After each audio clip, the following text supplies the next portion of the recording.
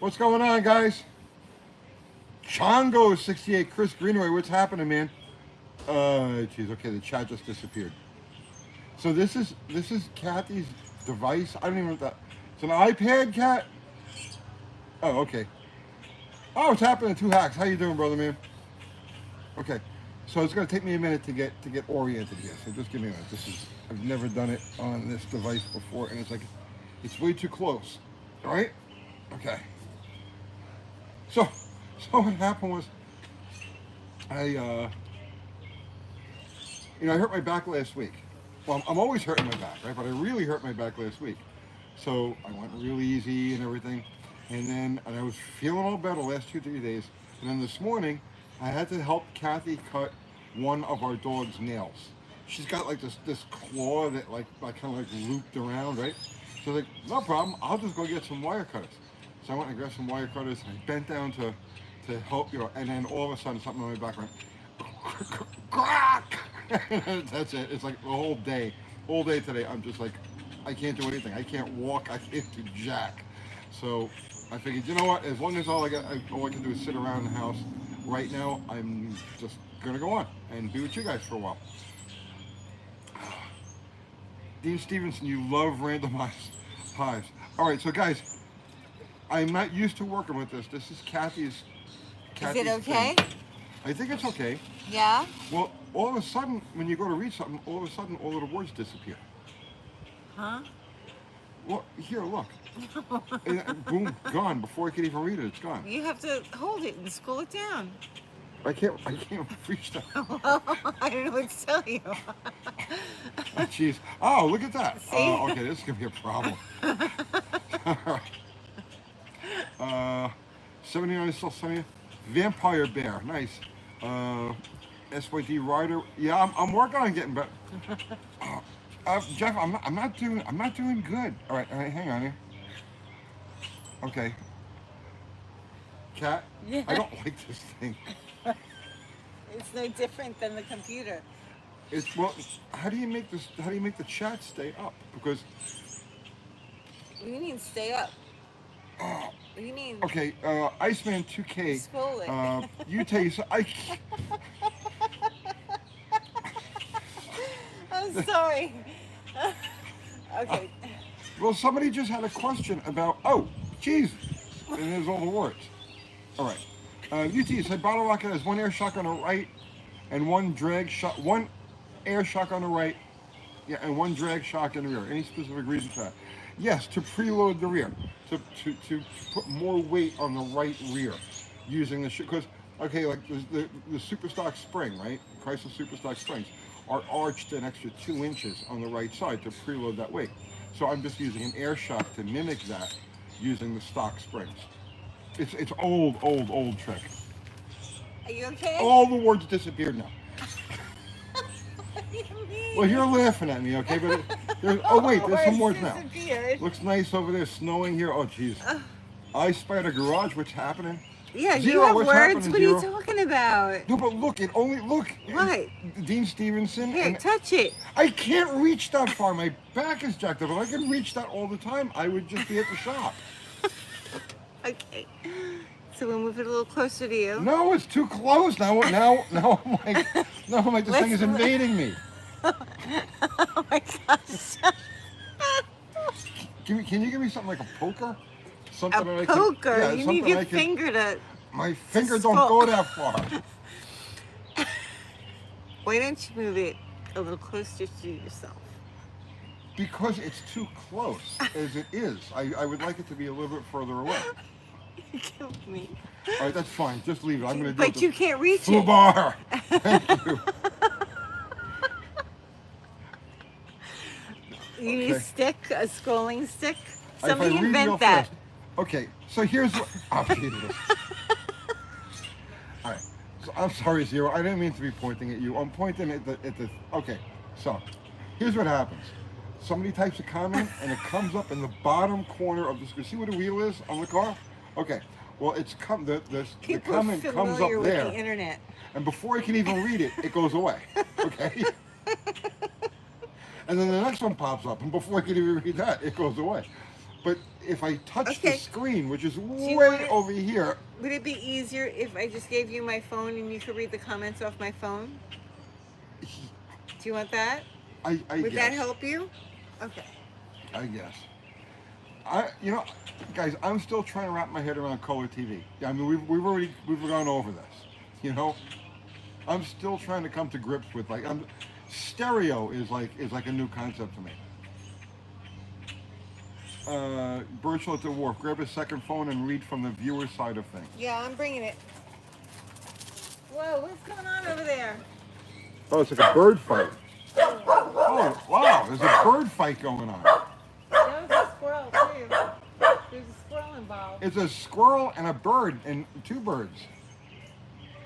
Okay. I'm getting the phone. Hang on. You got color TV with UHF when I was 2. Yes. Hey. Transistors are off the chain. That's the devil's workshop. I don't. Yeah.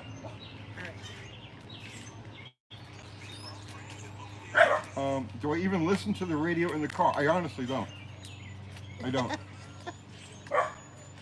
Any tricks to not doing a one-wheel peel? I don't here want you to go. weld up the spider gear. You have full charge. You've got the battery here.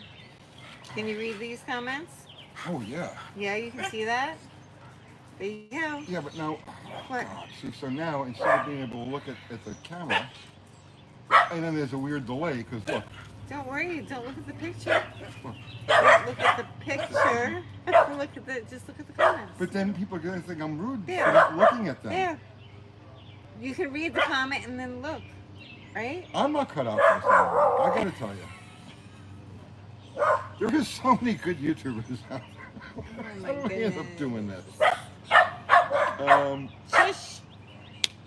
Come Okay. on, come in. Marianne, of course. It will be fine, Uncle Tony. Come on. All right. Okay.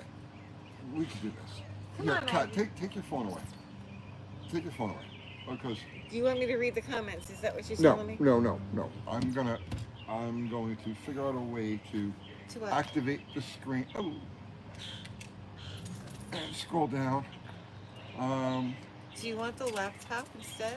No, we're good. Huh? We're good. Time to, there it goes away again. Okay. This is a fail. This is a fail. You might want to But shut look this. at all of my friends that I'm failing with here. Right, you might We're wanna all shut- failing together, guys. You might want to shut this down. Why? It doesn't seem to be working. All right. Well, You're yeah. having a hard time. Okay. Desert Mopars, Tony, favorite exhaust setup for the best slant 6 note. I have open headers on my Dart. I think that sounds the best. It has really long collectors. They're like 18-inch long collectors, and that has a really cool sound to it. Let's see. Bottle Rocket was a win. Yes, definitely. 2 hacks. Failing is a learning moment. Yes. 0. Which band on the deck of the Titanic? We're the band. Yeah, we're the band. And then there's no words. So I have to go like that. Boom, there's the words. Okay. Seriously, stop pointing at us. All right. Do you need me to read, or do I go about my business? There's What I do? 171 people who are saying, what the hell is going on here? I'm gonna feel guilt if I leave you. You should feel guilty anyway. All right, all the time. Anyway. Guilty all the time. And I'm off center. Why are you off center? I don't, because I'm... Okay, look, do you want to shut this and start over? Do you want to start over? I'll read. Let me set it up on the other side of the table. No, we're good. You do this Sunday night. You're obviously This not is supposed to good. be a tech.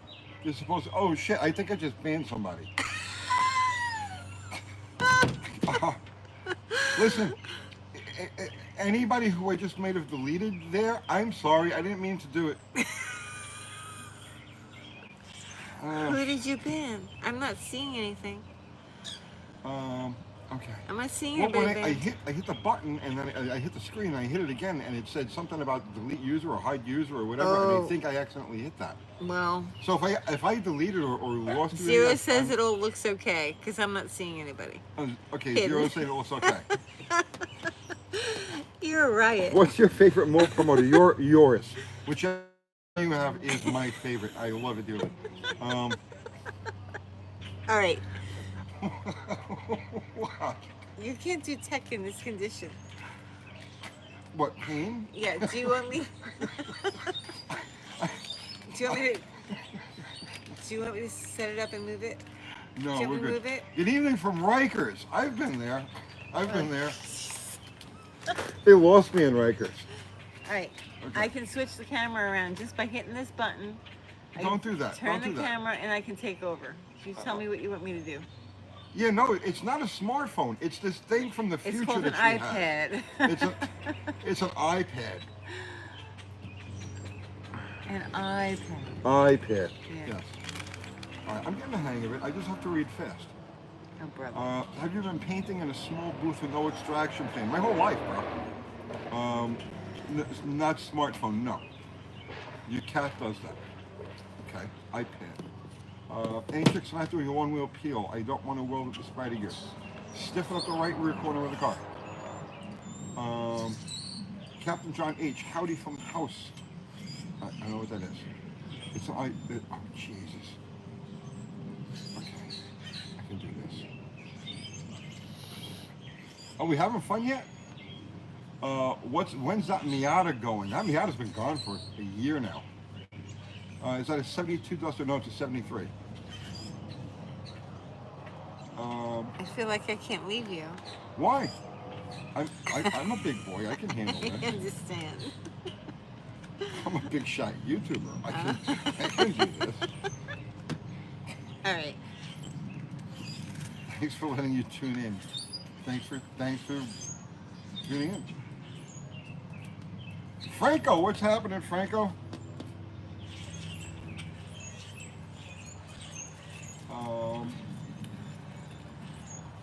Let's see. Howdy from a blue noser. I missed the old Miata Manis. It was fun, man. It was fun, but not for me. Just totally not for me. What are the spark plug boots on Bottle Rocket carb for? The carburetor comes very close to the hood of the car, the bottom of the hood of the car. So there's an airstream that runs over that, like in between the carburetor and the hood of the car. And that's to keep the air from being sucked out over a low pressure area, creating a standoff in the bowls. It's a very common thing. It's nothing I came up with. That's ancient carburetor technology.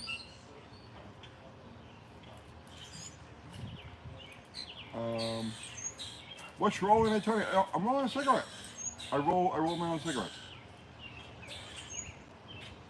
Did you ever do any Slant 6 articles with Doug Dutra? No, I did not. Maggie, Let's see. a cookie? Maggie, bread. Uncle Tony has an EGR valve, extra grace required. I don't know what that means. Okay.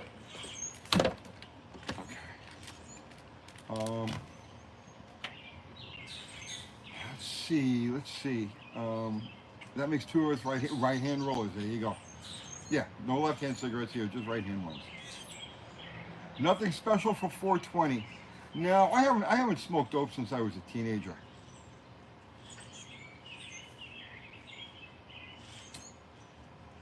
I don't have time for that. Okay, I'll be back in like 10 minutes. Where you going? Don't leave you? Wait, let me see that. It's a dog bone. I know, let me see that. No, it's not gonna work. What do you mean it's not going to work? Don't scratch my iPad. That's not going to scratch your eye. Here, use the pen. No, all right. No, but this didn't work at all. But this is the pen specifically for the iPad. Oh, okay.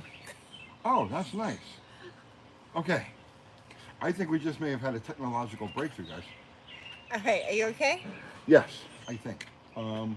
This could have been a little bit higher. You want another book? Yeah, you can throw another book on there. Hitler's birthday. Yes, today's Hitler's birthday. Is Kathy gonna get you some 7-Eleven coffee? No, she made me coffee. I have Kathy made coffee right here. Nope, stay in.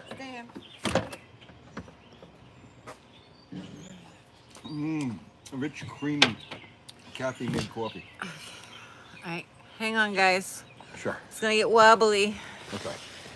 We're having an earthquake. Ah. That's not right. All right. Try not to knock this over, okay? All right. Because Oh, it's I a think little. that's better. Mate, it's a little precarious. I Hang think on. that's better. That's too Oh, narrow. yeah, I think you just deleted somebody. Oh, it didn't delete anyone, did I? I don't know, but this is much better. Is that better? Yes. Okay. Well, not really. It's kind of the same, but that's all right. Okay. Nice clear day here in Tennessee. Yes, gorgeous. Yeah. Let's not knock this over, okay? Okay. All right. Pot of coffee at work. Pot of coffee here at home. Need to make more. Always coffee, man. Always coffee. I'll be right back. Where you going? Don't leave you. All right, Kathy's leaving. No, I'm good. I'm good. Please. Kidding me? I got this. I won't go anywhere. No, go. I'm a yellow way, okay? Okay, Q Mark, legitimately curious. What's your opinion on catalytic converters? Well, in the old days, the catalytic converters were terrible. Yeah, I mean, you go back to when they first came out and had the pellets and all of that. Very hard restriction. But I mean, these days, I mean, I wouldn't build a car with them. You know what I mean? And ever since the Tennessee, well, in some circumstances, it requires a complete revamping of the car's fuel injection system to take them out. But I mean, I don't really have an opinion one way or the other. Boy, that would took a long time to answer that with no answer, right? Oh, okay. Now everybody disappeared. There we go. Beer is a bad thing for me. I have like 3 beers a year. Let's see. Arthur Simpson, if I convert rods from press to full floating, do they have to be bushed? That's a good question. And what size hole should I drill in the top of the rod for oiling? Okay, I have done that. I've honed rods open for a floating pin and didn't have a negative side effect. But that said, every factory floating pin I've come across has a bushing. It's got to be there for a reason. So I don't know. I've done it. I've done it without and never had any negative side effects. They are 2 dissimilar metals. I mean, the pin and the rod are dissimilar metals, so there shouldn't be a tendency for them to try and mate to each other. Don't know.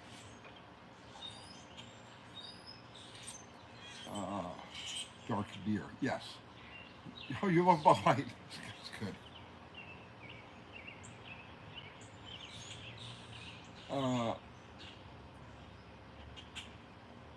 How are you, Daisy? How's the back doing? Terrible. That's why I'm doing a live right now, because I literally can't walk at the moment. So I figured, well, as long as I'm going to be sitting around the house, I might as well go live with you guys.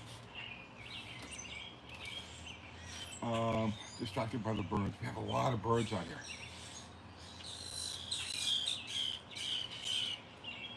Second on the dark beer. If I'm going to drink a beer, it's going to be the darkest, thickest. No light shall pass through this liquid, and I'm down with it. Okay. Oops. Oh, okay. I think I just made somebody a moderator, but I didn't mean to. So if suddenly you find yourself that you're a moderator, it was an accident. What's my current daily driver? I bounce between a 98 XJ and a 72 Slinger. Are you okay? See a chiropractor. The problem with that is there's no female chiropractors, and I don't want some guy touching you all up. Do you want a pillow for your back? What's that, Ben? Do you want a pillow? No, I'm good. For your I'm back good. to lean? Yeah. No? You sure? Yeah, I'm positive. Okay. Yeah. So I watched chiropractor videos, okay, because I'm trying to figure out what I can do for this thing, and it's like it takes a lot of strength, right? And chicks just don't have that kind of strength, And I don't care how much pain I'm in. I don't want a guy touching my back. It's just like that simple. So your daily is a 99 XJ. Franco, you've gone full circle and rolling rock. Oh no, that's damaging, bro.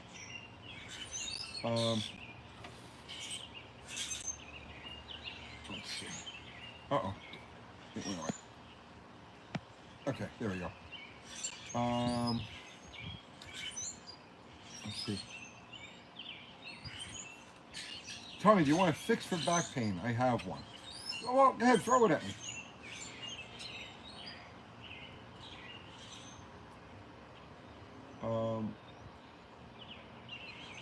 Can a... Wow, jeez.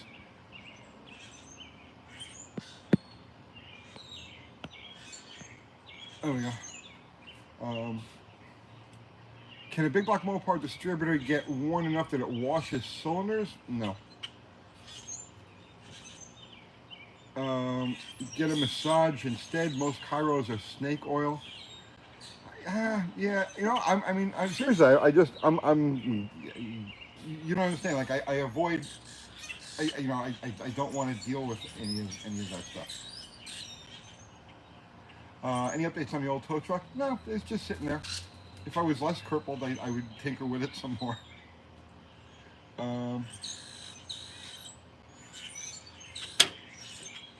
Let's see.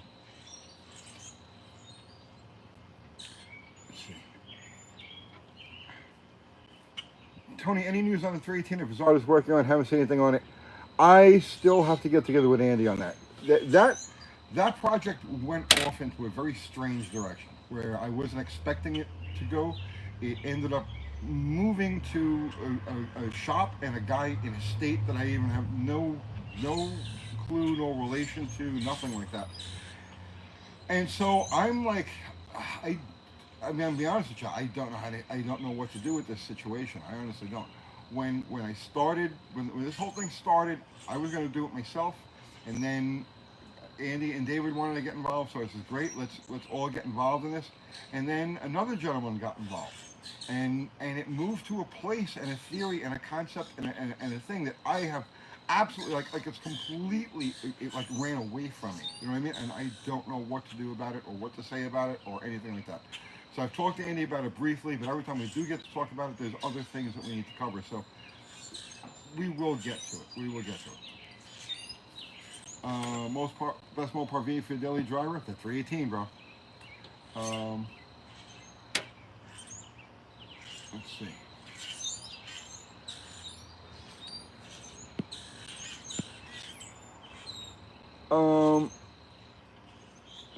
I'm running a Chevy 350 5.7 and an MSD ignition box, Sniper EFI and MSD distributor. Why does the ignition coil keeps on burning up? It's a daily driver, sort of. Do you have a ballast resistor in? Throw a ballast resistor in there. Put a ballast resistor in the power circuit to the. So here's the thing. The factory wiring, right? The factory wiring has a ballast wire in it that sets down voltage to the ignition system. If you've wired this thing directly to the car without, like, let's say you wired it so it goes from the battery to a switch to the ignition, you need to step that down or you're going to always be frying the coil. So throw a ballast resistor in there. Just pick up like a Chrysler ballast resistor. Wire it in, and your problem will go away.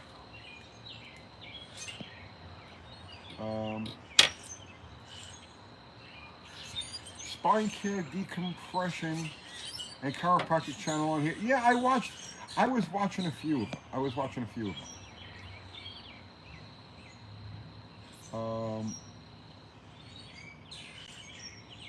Adjustable vacuum advancements. I don't have any adjustable vacuum advanced distributors currently. Female, Roger Stockton, female chiropractors don't have the strength. Don't tell it to my sister, a chiropractor in Michigan. She can't adjust the patient unaided. She has the tools that will do the job. But all of the local chiropractors that I know of are males, and I don't want a guy touching my back. It's really that simple.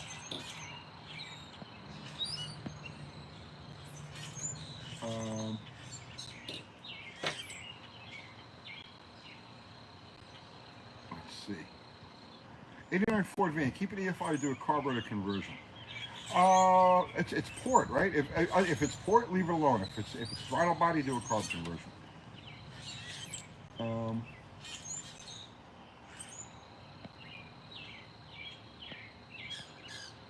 Okay. Same body electric.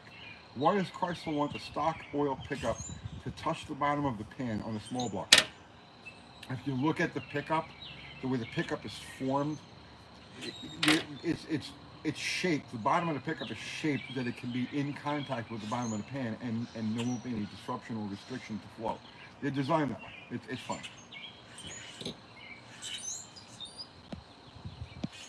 Uh-oh. Okay. Medieval rack will straighten that back out real good, I'm sure.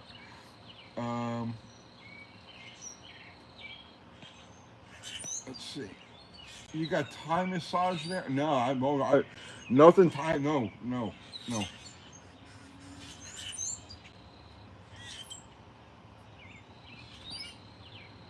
Little Mike, I totally get that. I had to see a urologist for a procedure, and I insisted on a female urologist. I simply don't want to know. Yeah, it's that simple, right?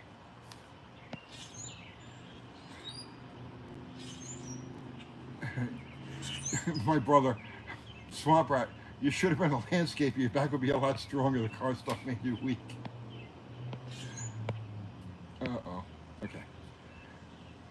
Now, listen to me. I've said this before. I don't even like sitting in the same car with another guy.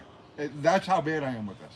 Like, I don't want to share. I don't want to even have the potential of sharing oxygen with another guy. You know what I mean? It's just like, so when it comes to like things like doctors and dentists and chiropractors, no, it's a hard no. I will die before I do that.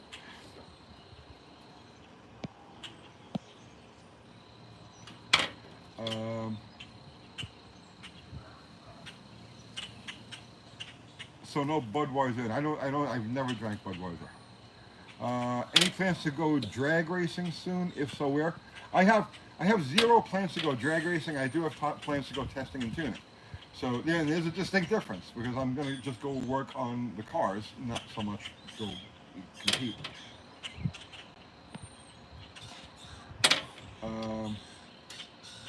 Did you get those? No, I haven't been able to go back there yet, but I'm sure they've got them for me.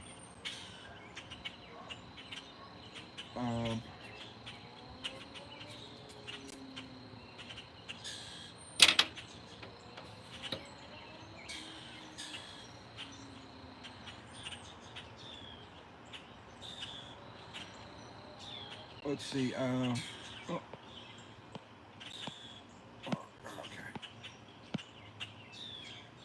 Hello, what's the reason Chrysler made both a single plane and a dual plane tube out for the 273? Just probably because they were looking for different torque characteristics.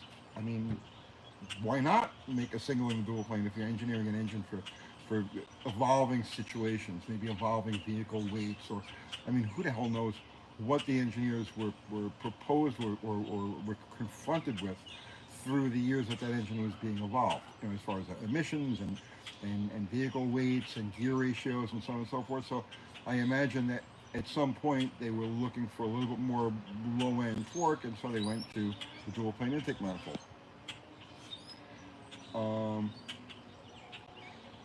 Oil with zinc or oil with zinc or oil without zinc for older engines. Zinc is only important in a flat tappet cam, solid or hydraulic. It's the only time zinc is important. Zinc is the lubricant that works on that metal-to-metal contact between the lifter, the cam lobe, and the lifter itself.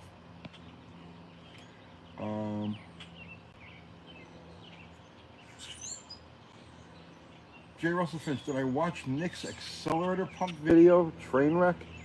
No, I have. No, tell me about that. I don't watch Nick's Garage. Tell me what happened.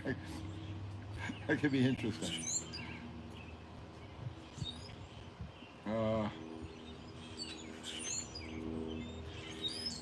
Knock to it. Thank you for the super chat.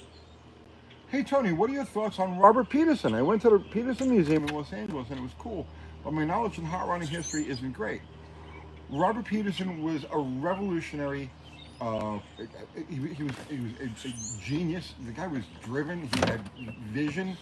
Everything in the modern world of hot rodding that we know today, hot rodding probably would not exist at all today if it wasn't for Robert Peterson's efforts back in the day to bring it to the mass public.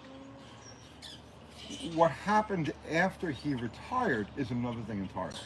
But during the time that Robert Peterson was large and in charge, those were the golden that was the golden age of hot rodding, of car culture, and he had a lot to do with that.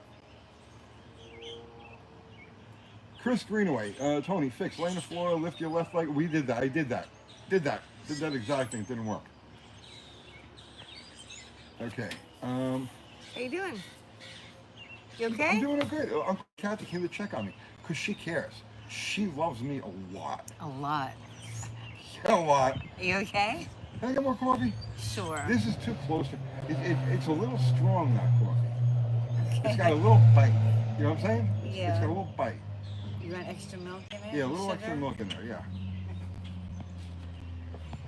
I think I hid somebody else from the channel. I'm sorry if I keep knocking guys out. I'm sorry. Let's see. Just up to your channel, somewhat fast, cool looking projects. Thank you.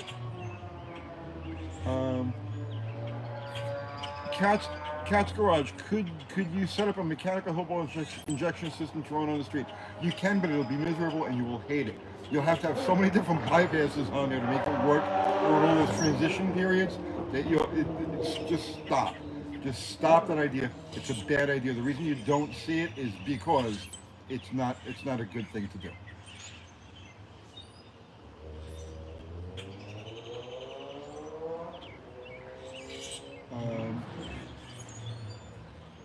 Okay. That boy's leaning out the bike. Yeah, we got a lot of that going on around here.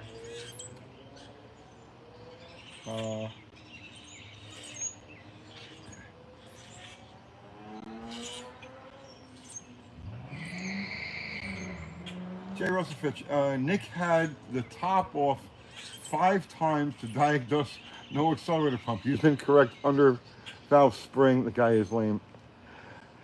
I don't watch him. I don't watch him.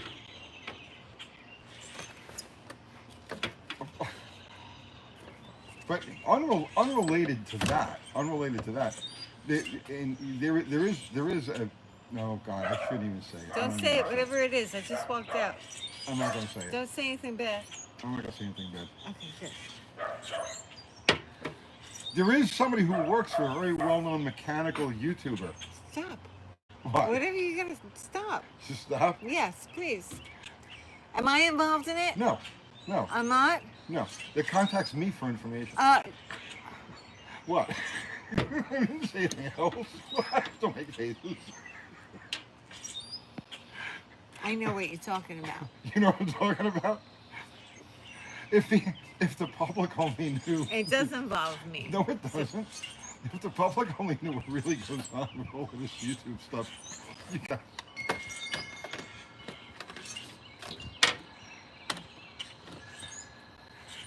Let's see.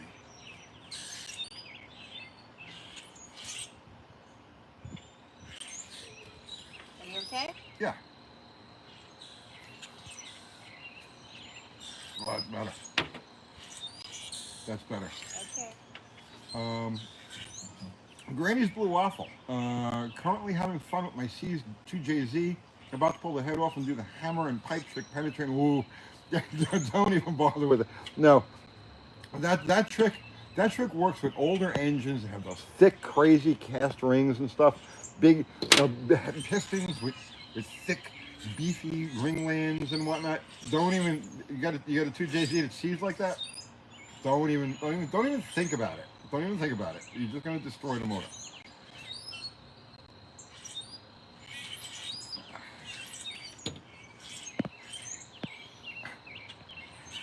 C story. Nick's got more talent in his pinky than most of you. Well, I'm sure, and I'm sure he'll talk about that 17 or 18 times in a video. But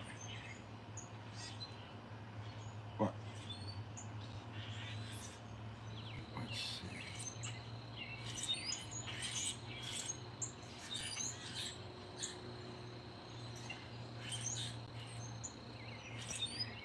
Okay. 6 a.m. braided fuel lines on a 386 with Holly mechanical pump. Well, a 6 a.m. is a 3/8 inside, so yeah, it'll be fine.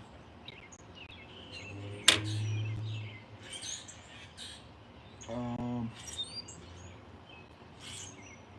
Now, if you want to save some money, go to Home Depot and buy the equivalent of that 6AN in water hose.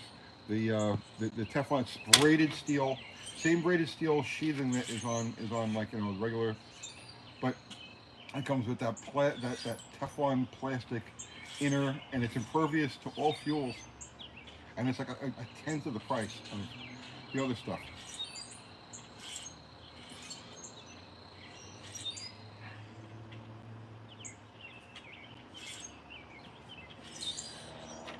Um, Kendall Short, do you want to tune my '69 Dodge Dart? I'll bring it down next week. If you live within 20 minutes, 20 miles or so of Murfreesboro, the area that I'm in here, then yeah, by all means. And if you live anywhere beyond that, no, definitely not.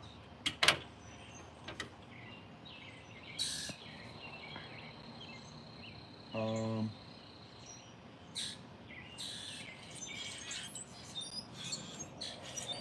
let's see, Cat's Garage. Ever run a clutchless trans crash box boat? Yes, yes, yes. Um, let's see. How am I doing so far? Am I doing okay? Am I doing okay? Oh, I don't know. How are you? You're not even paying attention. You're sitting back here and you're not even paying attention. Are you watching somebody else's YouTube channel? You're watching somebody else's live while we're doing this. I might be. This is.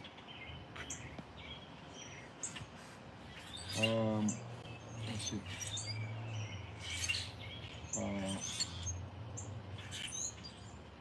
You won't let me leave, so I have no choice. No, go ahead, you go. No, it's okay. No, You're fine. no, I got this. I'm here so for good. you. I know you're I here am for always here for you. Okay. Winging It Tracy says I'm doing great. You are doing great. Okay. She's looking up nursing homes.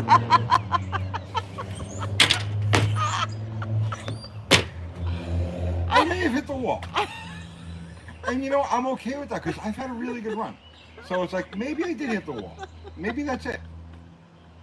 You're fine. You're going to be fine. You're fine. Mike says he's watching his live feed. I could be. I Spider Garage. Would you ever buy a 4-door car? Are you kidding me? I love 4-door cars. I have 4-door cars everywhere. I'm one of those people. I don't have time. The day isn't long enough for me to be walking around cars counting all of the friggin' doors. I don't care how many doors a car has. Except when you change it from 4-door to 2-door. Well, yeah, but we did that specifically because the look, the era, you know what I mean? It was like we were going for a thing with that car. Right, it can't be a 4-door. No, it wouldn't have been a 4-door. Let's see, is it feasible to use a zipper clutch or a clutch tamer on a street strip car? Yes. Wait, can I leave you alone for a while? Yes. Are you sure? The way you said that. Yes, but open a door so the girls can come out. I don't like being alone. You don't like being alone. No, I like to have other things. Okay. Do you want me to light this for you? Do you want to light your lamp, your lantern? It's ambiance for you. But you have the lighter there. I don't know how to do it. Oh, you don't know how to work a lighter? No. No, I don't know how to work a lighter. No, I don't know how to get the flame underneath there to light it. You get that. I filled it though. Frank, a 4-door Dennis. I don't remember anybody in 4-door Dennis, but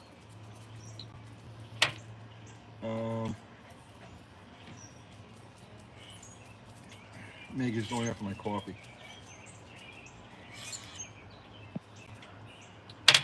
Okay. I'll be right over here.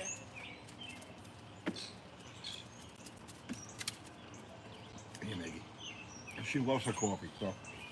Oh, I can't bend over to give it to her. Wait, I'll go this way. There we go. Maggie loves her coffee. Benny, thank you for the super chat. Buy yourself anything but a Bud Light. That's such a weird thing, you know. That's such a weird thing. I actually have a friend that's one of them, right? And it's like I feel bad for like the regular ones that are involved. Yeah, well, the regular ones, but you know what I'm saying.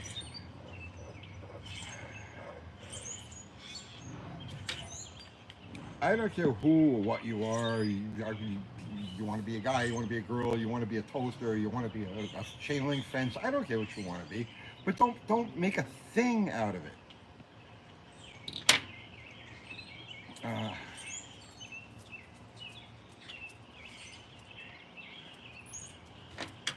Let's see. Iceman, wrenching with Kenny is a fellow YouTuber and called you out. Oh, as his favorite magazine author. Oh, that's nice. Well, tell him I said hi and thank you.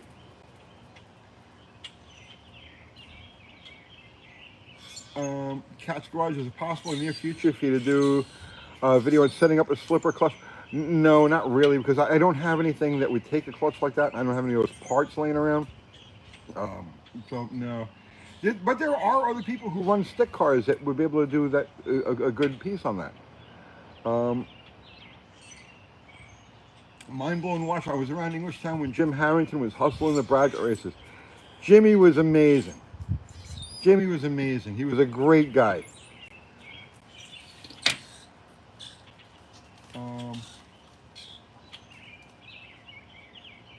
Let's see. He was doing some Fox Buddy stuff back in the day in Rye, New York. Oh, I may know him. Do I know him?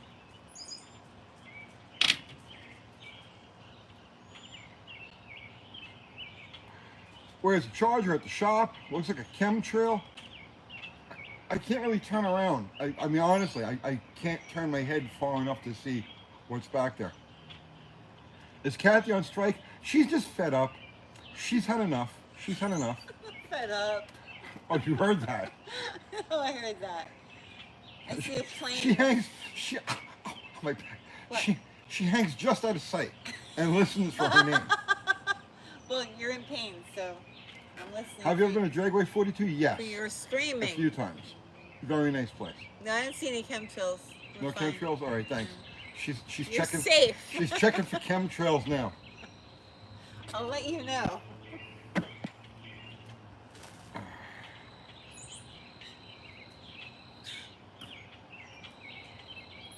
Okay. Austin Healy. Yeah, those are cool. I was wondering, what's your thoughts on the Holly 2245? I really don't have any thoughts on them. Now he's asking a different question. Okay.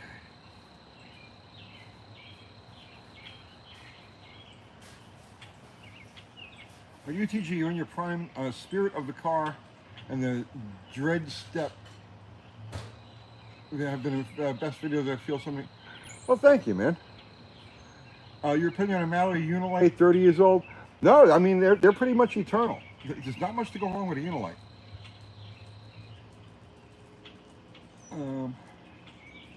What are my thoughts on thoughts? I think about them. I think about them. Bill and Lori, Holly Blue pump, deadhead, or return regulator? Every pump, every system is better with a return regulator. It's an added step. It's just an added complication, right? Regulating through a return is always better than just deadheading because it keeps the fuel moving. It keeps the fuel moving. As long as the fuel keeps moving, it doesn't have a chance to absorb heat. So that's the important thing with it. So yes, return line over deadhead regulator. That said, I have deadhead regulators on all my cars because for me it's the simplicity of it. I would rather, you know what I'm saying? I don't want the extra line. I don't want the extra weight or the complication or the extra potential place for something to leak or the extra tuning variable. I don't want that. So I deadhead all of my cars just because, but it's better to have a return. Um, let's see.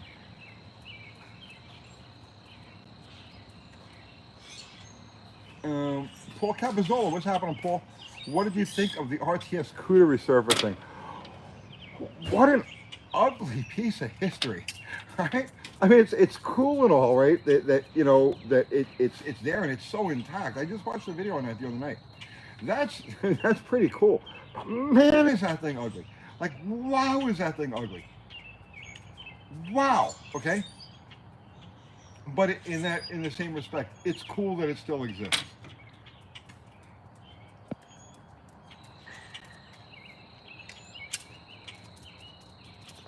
Let's see. Have you ever met Tony Nancy? No, I never had the pleasure. He did have some of the most beautiful cars. So, Tony Nancy was a real artist when it came to detailing his cars. He hung on to the slingshot thing well into 1972. Like everybody else had gone rear-engine at that point.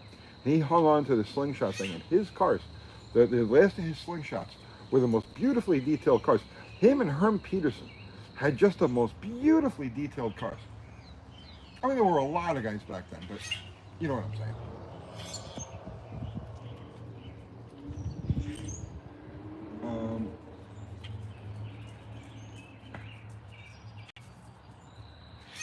Can you legally run slingshots anymore? Sure. Right, it has a face only a mother could love. Franco saying Tony Nancy was a really nice guy. Yeah, I've never heard a bad word about him. Never heard a bad word about him.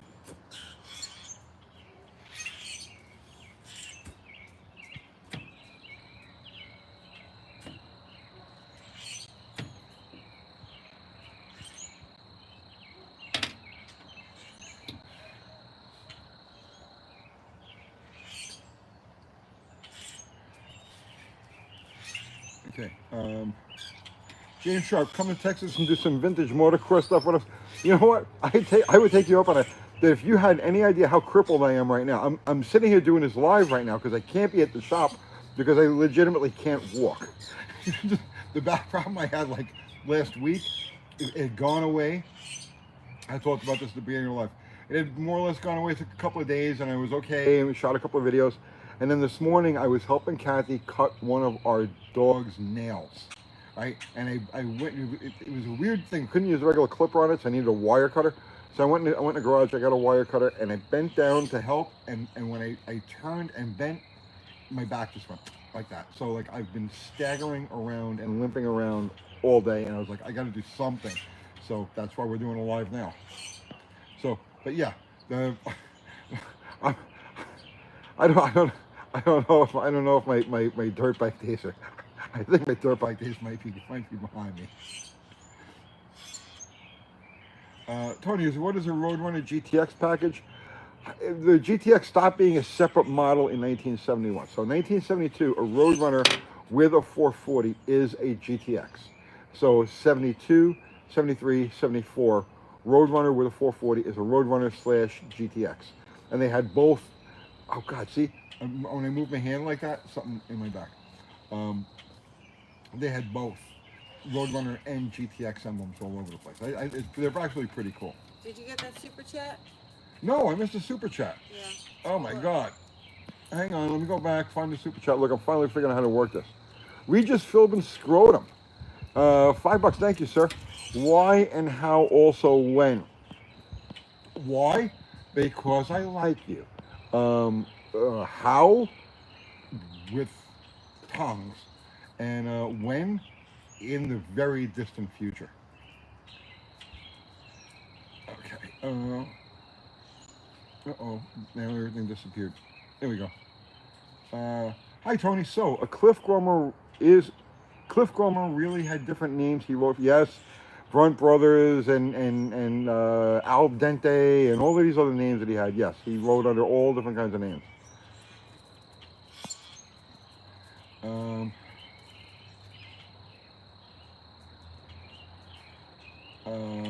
Let's see.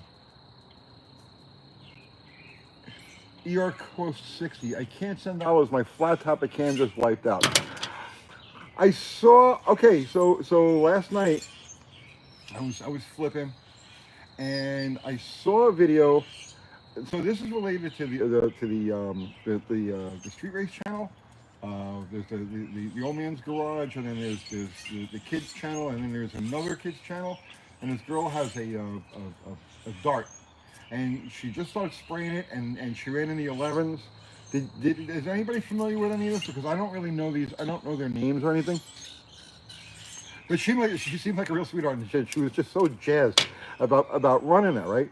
And then they did a follow-up video where they tore the motor down. It ate a lifter, and I watched that video, and somebody needs to tell them that material, that lifter material, doesn't stay in the filter. They're not going to find it in the filter. That lifter abrasive is fine enough that it stays in mixture, it stays in suspension, and it will tear the hell out of the front bearings. Now I've dissected a few engines, small blocks, that had that exact problem, the exact problem they had there, and tell them, if it was to leave a message on their video or whatever, tell them pull the cam and look at the front cam bearing. The number one cam bearing is going to be all eat out. There are 3 holes there, right? And it's going to be all eat out at the bottom.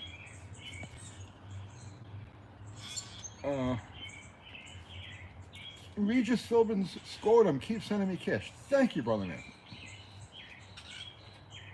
Yeah, like the guy was tearing it down, okay?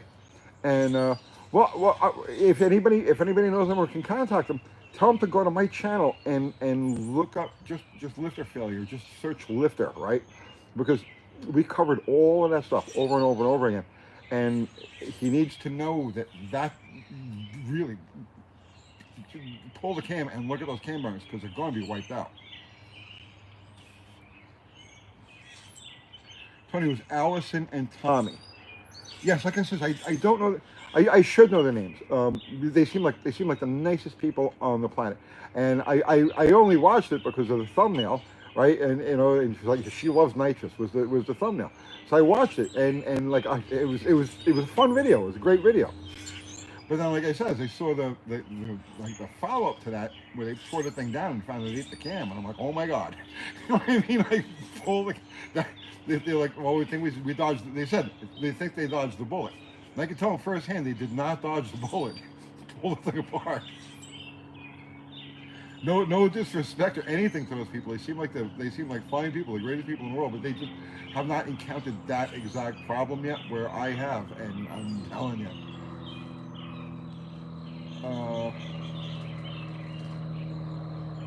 He just screwed him.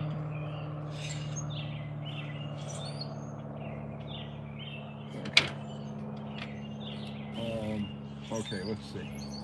They're changing the cam. Okay. Well, they would have to change the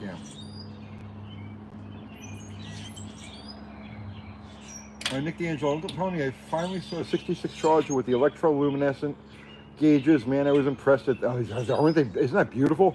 When those things work right, you know, gorgeous. It just glows. Oh yeah, no. What's even cooler than the Charger dash with the electroluminescent is the earlier ones, like the New Yorkers and stuff that had that globe, that bubble globe, and that's all electroluminescent, and it's like science fiction.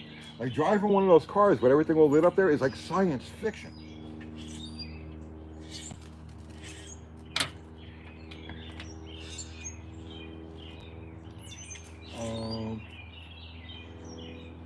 Colton Caswell, can you make power with the LA 360? People make stupid, ridiculous, crazy power with them all the time.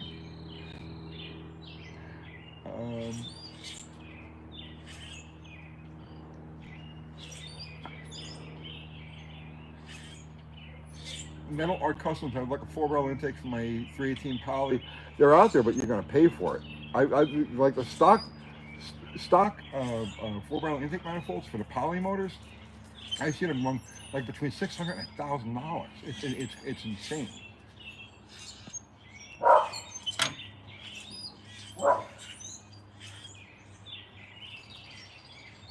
Okay.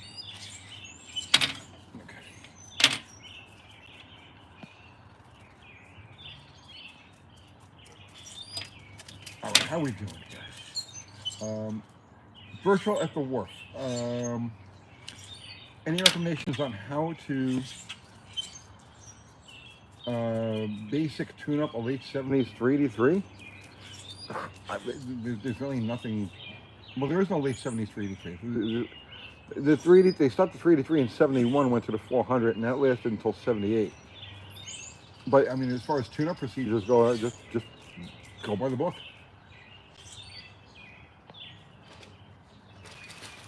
Tony Tibet, Tony, Chinese carb for a flathead, any good? I don't know. I've had, I can't tell you the specific carburetor for a flathead. But I can tell you this, right? The Chinese have a lot of carbureted cars themselves, a lot of carbureted machinery out there. So it's not like they're not used to doing carburetors, or like it's some oddball thing. The Chinese are heavily immersed. The Chinese only recently got rid of steam locomotives. They were running steam locomotives in like mining operations and stuff up until about 2 years ago. So the Chinese, in their regular fleet of vehicles, there's millions of carbureted things out there. So it's not like they're strangers building carburetors. And I mean, a carburetor is an extremely simple device. So the experiences I've had so far with the Chinese carburetors have been really good. For the price, you can't beat it. You can't beat it. Especially when you're looking at something like a BBD, which you can't get a replacement new. You know, you're stuck with either buying a rebuild or rebuilding it yourself. So the fact that you could just get one of these things new is, to me, is important. At the price, I would say, at the price these things sell for, like between like 70 and $100 or thereabouts, I would say it's well worth the gamble to give it a shot.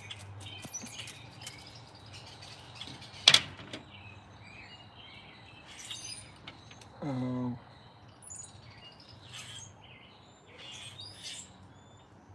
Can't train one on a rice field.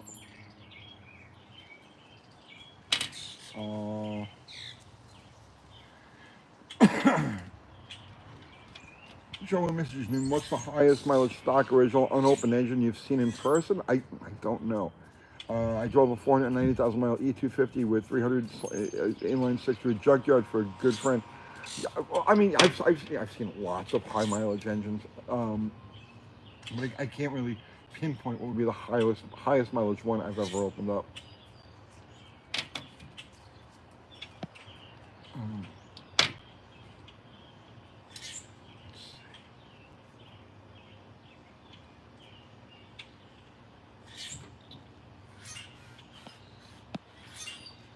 318 Magnum. I picked up a 4-door 70 Satellite 318. I don't expect a forged steel crank. You'll get one. But it probably has floating pistons. What do you think? Yeah, 70 is still floating.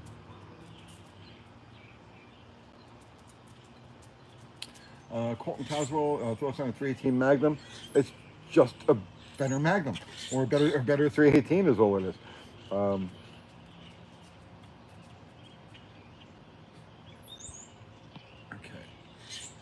Mean Machine Mania. How do they make bottle rockets so light?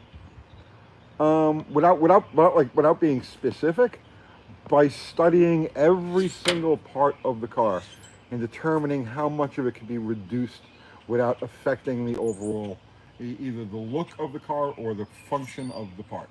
So taking weight out of that car was an evolutionary process. Last night,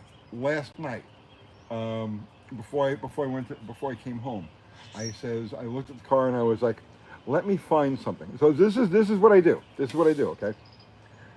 The car was just sitting in the middle of the shop, and before I went home, I looked at the car and I says, all right, let me find something I can either remove or reduce from this car. And I found two larger nut and bolt assemblies in the back of the car that I pulled out.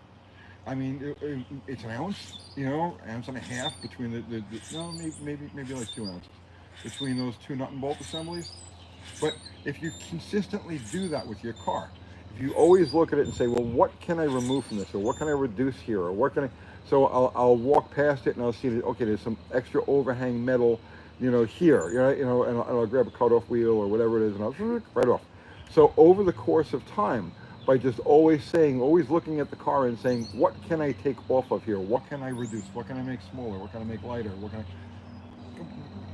is this bolt too long? Can I use a shorter bolt on it? Whatever it happens to be. Eventually it ends up and you get what I got with Bottle Rocket. Um,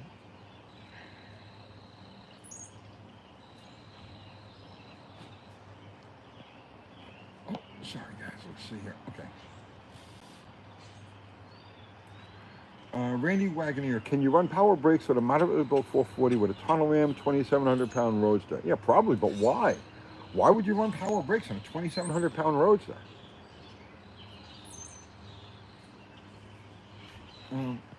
New guy garage. What's happening, man? So would you say a broken driver's side motor mount would affect your 60-foot times? I mean, yeah, because well, the extra, the distance that the motor has got to come up is not the distance that it's going forward. So I mean, yeah, probably. Actually, you know what? It would affect your reaction time more than your 60-foot time, right? Because picture this, all right? So the car's sitting still, and the motor's sitting down. You give it gas before it moves the car forward at all. It's going to lift. Before it moves the car forward. It's going to lift the motor. So the timer, the 60-foot doesn't start until the car moves forward. So the broken motor mount would affect your reaction time, but not your 60-foot time. Okay. Regis Philbin Strong, you just keep tossing them $5 like I'm a stripper, man. You keep throwing them $5 bills at me. Oh, come on. Here we go. Got your Hemi vid on my feed. I own two, one with 150,000 miles, headers, etc. Still going strong. I think they need revs and no MDS for long life. Been good. Well, I mean, watch the video. You've seen the videos that I've done on them. There were a lot of people who are very familiar with those engines and machinists that commented on those videos that said, yep, that's what it is. So, you don't necessarily take my word for it, but if you run through the videos, if you run through the comments of those videos I did on the Hemi lifter failures, there's a lot of very credible, accredited people who agreed with my assessment.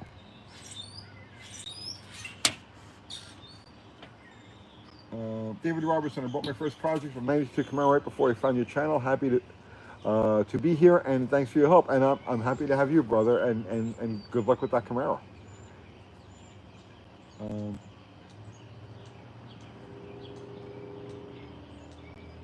see. Tony, you ever work on an Austin Mini? Yes, one or two of them way back in the 80s, 70s, and 80s when I was a kid, and those cars were fairly common in my area on Staten Island. Tom Fry, you're going to be praying for me. I don't really need much in the way. I mean, I appreciate the thought, but I don't really need much in the way of prayers. I think I'm doing pretty good. Thank you, though. Happy 420.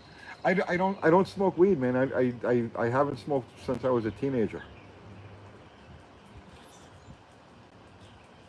Let's see. Your cost 60.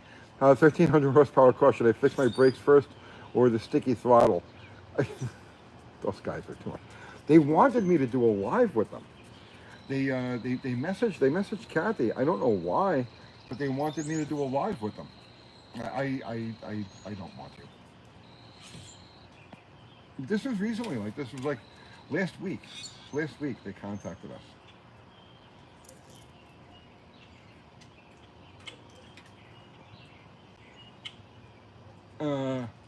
Thomas Self, I have a 79 Caravan with a 440. Nice. I'm working on. What is your best upgrade to your Caravan? I haven't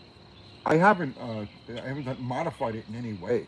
The only thing I did to that, the only modification I made to that truck was I put a wood floor down, because it was just that bare metal floor, and I put a wood floor down on it, because it was like multi-use, and I wanted it to be, comfortable if we're gonna all pile. We'll pile into it for a couple of trips, but that's the only thing I've done to it. Did Andy pop in here? Andy was supposed to go to the track tonight. What happened? Uh-oh. Howdy, folks. Well, I officially finished off my converter. Okay, tell the story, Andy.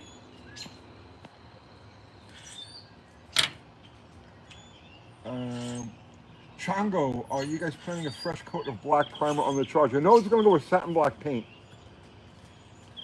Junk Car Willie, what's happening, Junk Car Willie?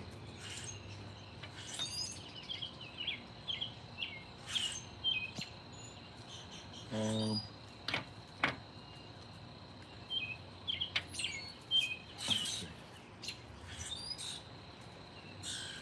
Kathy, did you like the satellite? She's not here.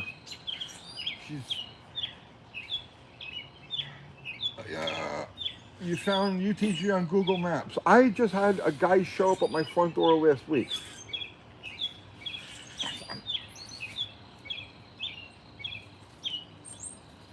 Have you had your tang today? No, I haven't had any tang at all.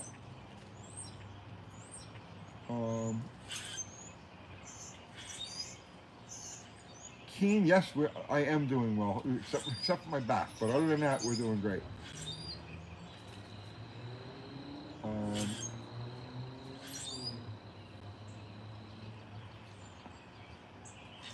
How about doing an old school, Cat Scratch, how about doing an old school 392 or 426 build-up? We did a 426 last year. We did a 426 on in a 67 GTX. Buffalo Campo, what's happening, man?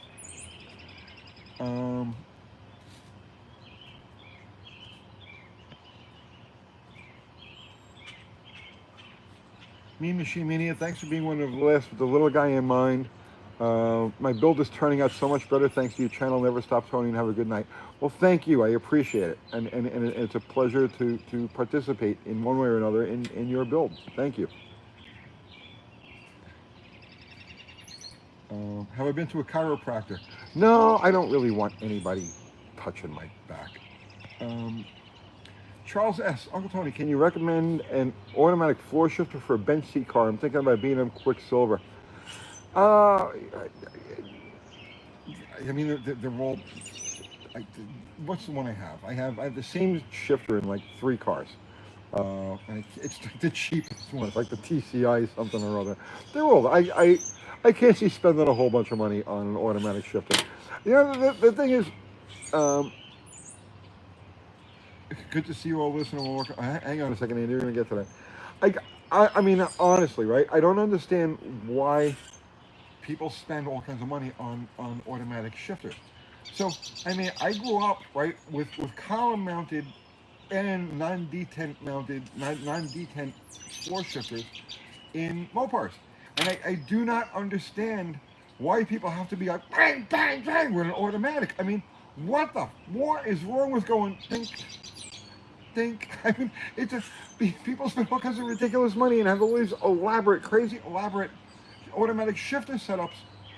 Why?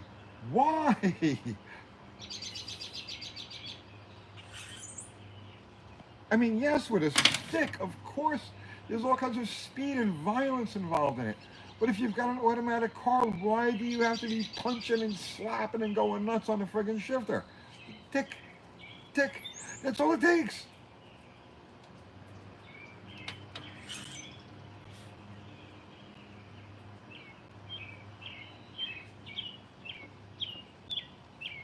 J18 Magnum, find the right chiropractor and you'll go every week.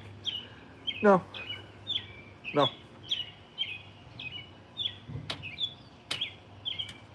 Yeah, no, I never did get to see the sand drags. I know they were doing it, but I never got to see it.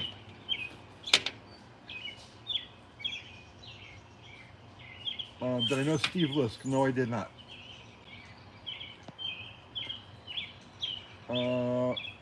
Andrew Lack, what's happening from California?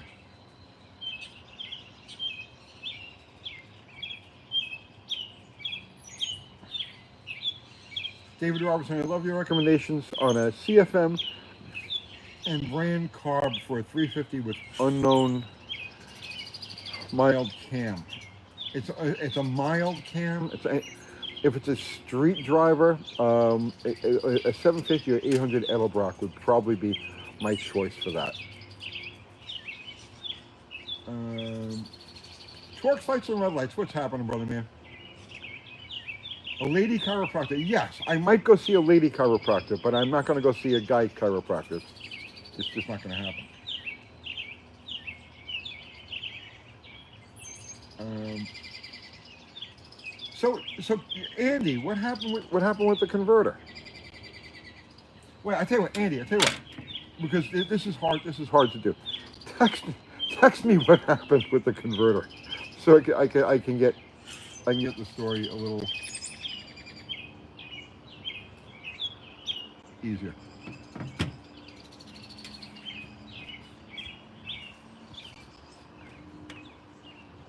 Um, what's the plan for this live? There is no plan, man. We're just flying by the seat of our pants. Um, have you watched Nick's Garage out of Montreal, a true Mopar guy? Yeah, we talked about that before. The Bottle Rocket Casper race was worth the wait. Both Andy and I thought so. Cat's Garage always enjoyed your article on Arnie the Farmer Beswick. I tell you what, I spent a weekend out there on the farm at Arnie's place back when I did that article, and that was one of the most memorable weekends I've ever had. That was a really enjoyable weekend.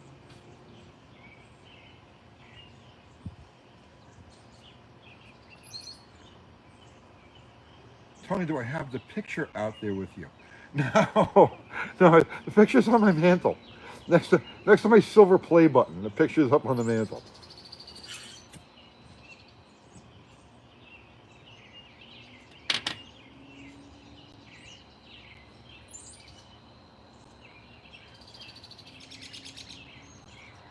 Sam, see what's a green car? It's a '73 Duster, slant six, 3-speed on the floor. Um, the Photoshop picture. It's not Photoshop. It's not Photoshop. It's all Gap.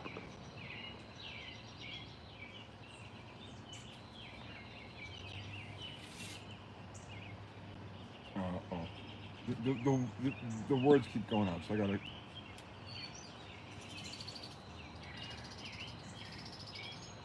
Dustin needs a Hemi 6 transplant. No, no, that thing is such a cream puff. It's an original motor, original everything in that car, and it's such a cream puff. It just drives down the road so nice, so quiet, so smooth. No, I would never, I wouldn't dream of touching this car. It's perfect just the way it is. When did I spray on that run? Right from the get-go. Right from the get-go. The Bottle Rocket has a throttle switch on it that's activated as soon as you touch the gas. So it's it, it's off. There's no nitrous, obviously, at idle, duh, right? But as soon as you touch the gas, as soon as you hit the gas, it's spraying. Um,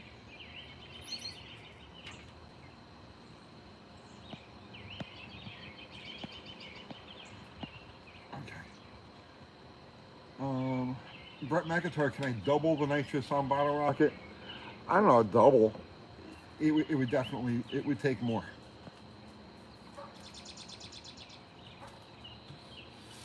You sprayed when the pedal hit the floor and stopped when it lifted.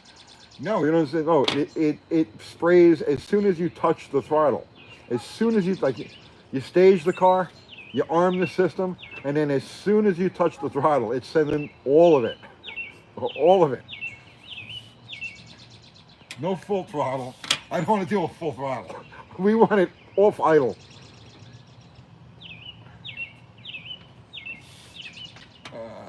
Okay.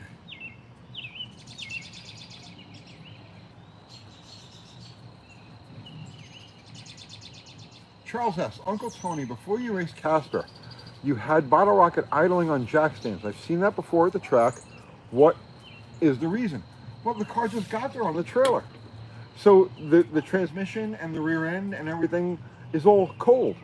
So the idea is just to let it run on the jack stands to get some heat and everything. Not so much the rear end, although cause I use ATF in the rear end, so it's not really that important as far as the rear end is concerned. But the transmission would have been ice cold. The converter would have been ice cold. So that's why I let it sit and idle in gear on the stands, just to get everything circulating and get some movement and heat in the system. You should do it anytime you trailer a car to the track. Anytime you trailer a car to the track. before you make a run, you have to warm everything up. Sometimes it's a matter of driving it around the pits. You know what I mean? You do something to get some heat in it. Uh,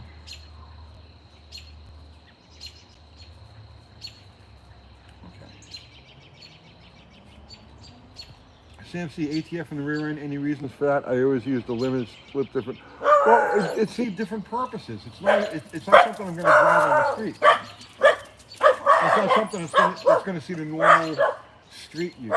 So for me, I tighten up the backlash a little bit on it, and I run ATF in it, and that's something I've always done. Anything that I build for like go right, any car that's built for send it, automatically I throw ATF in the rear end. Come in. Stop barking. Come out. Fubar just put up a link to our merch.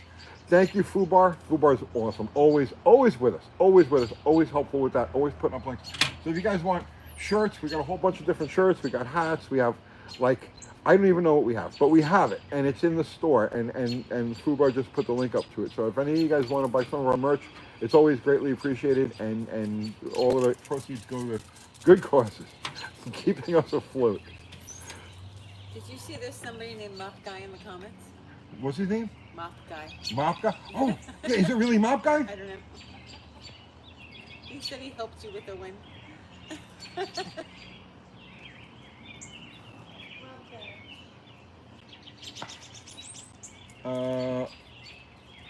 Herman Munster, when Leah Pruitt ran her drag pack, she always ran it cold. Engine temp was at 70 degrees. I mean, listen, that's possible. Wait, Mop Guy, hang on a minute. Hang on a second. Don't go anywhere, Mop Guy. What was I going to say? When I had my 5-liter Mustang, and we were actually going for numbers on that car, what I would do is drive the car around. Well, usually I drove the car to the track, but everything would be hot, warm, and everything, and then we would cool the engine, and we'd bring it over to the water hole, spray water all over it. If we had ice, sometimes we'd bring ice, and we'd throw it out on the intake manifold and all to get the engine cold. And the purpose of that is to fool the engine into thinking it's cold. You get a denser mixture to the. So when you do that, what happens is the cylinder head temperature is cold. The runners are cold, but the valves still have some heat in them. The pistons still have some heat in them, which is important for vaporization. So by the time you do your burnout and everything, the block, the cylinder heads, the oil, everything is up to temperature. But now the top end of the engine is still cold, and so you get that denser mixture. And it's good with the 5-liter Mustangs running between. The difference between running hot and running cold was like 0.3. So it's probably something similar to that with those drag pack challenges. But I'm not familiar with the details of what they do with those cars. So Mop Guy, are you really the Mop Guy?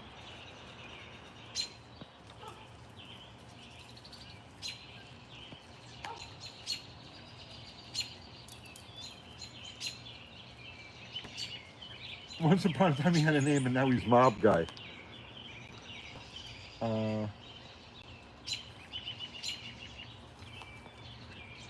Gizmo Mopar without mop. Well, I'm waiting to see if he pops in here. What kind of hair dye do you use? I don't use any hair dye. It just hasn't turned gray yet. But the beard is mostly gray, but my hair hasn't turned gray yet. What's left of it.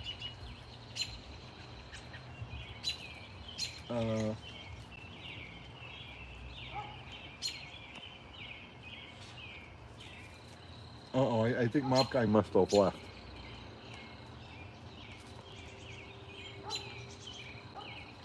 Mop Guy, you can't say at this point.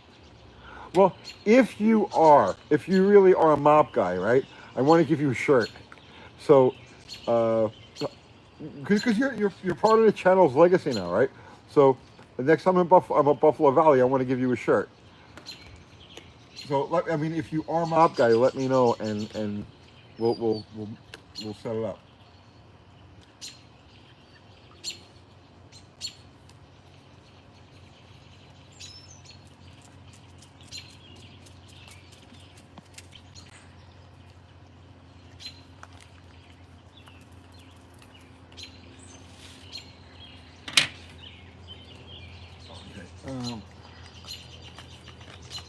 CC, ever considered doing C-body content? If I had C-bodies around, I would. I don't have any. I just don't have any C-bodies available to me. Otherwise, yeah, I definitely would. I love C-bodies.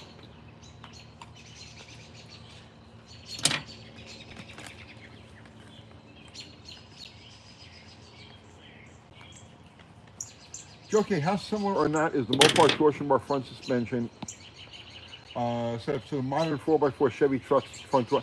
I don't know exactly. I'm not. I'm not familiar with the trucks.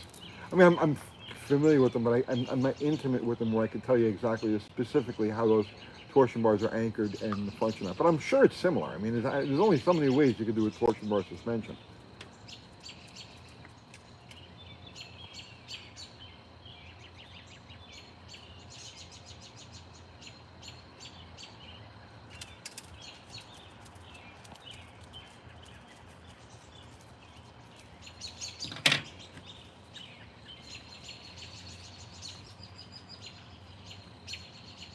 Modern Chevy torsion bar is very different.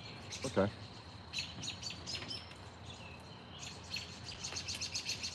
Ice on top can crack an intake. I've never had that happen.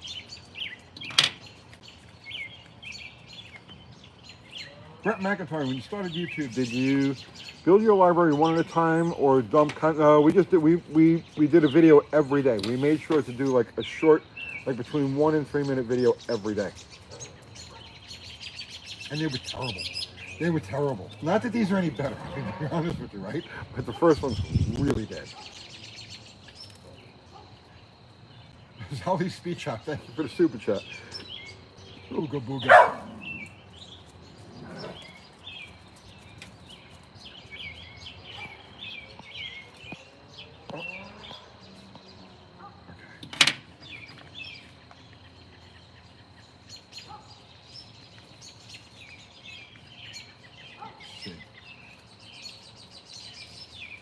The lower control is much bigger on a Chevy. Okay.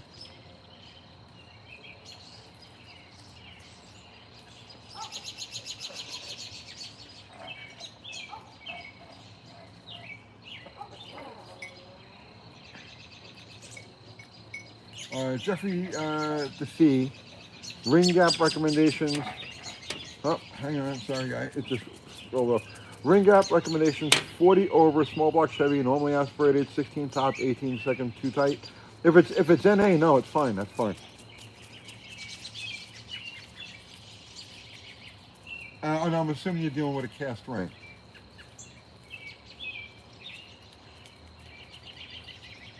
That was my fuel altered.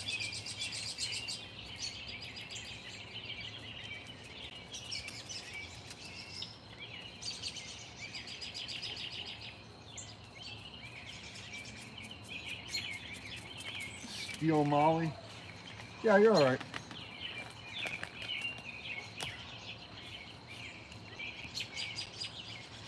Have I ever reused rings? Yes, absolutely.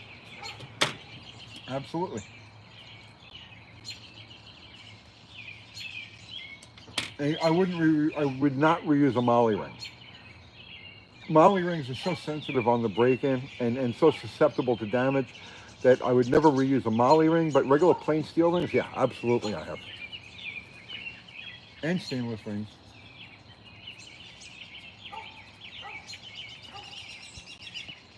Mopar Man 78. Tony, what is the correct factory length for the positive battery cable to the starter? That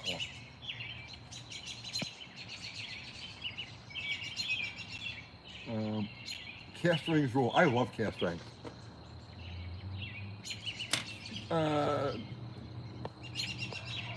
Tony, how many licks to the center of a Tootsie Pop? I think according to the owl, it was 3 or 4. 1, 2, 3. I think it was 3. 3.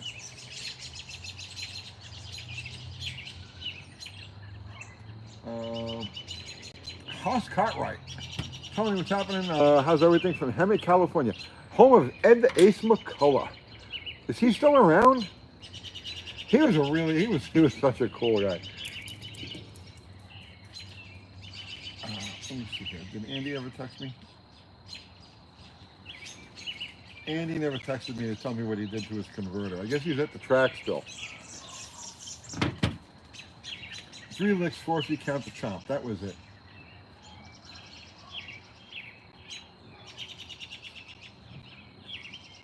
Mint made muscle. Tony, have you ever used a piston mint for blown alky with thin rings in a pump gas NA motor? Domes have been milled down. Well, those are the thin stainless rings, and they are not good street rings.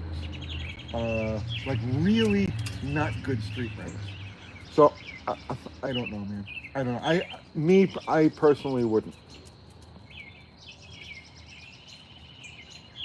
They don't take the kind of heat. They're not as. See again. See, it depends on the application. If it's just like an NNA gasoline drag application, yeah, they're fine. But those thin stainless rings that they use on like alcohol cars or even nitro cars do not stand up well to the heating and cooling cycles that a regular street engine would. And you'll be miserable. It'll always suck.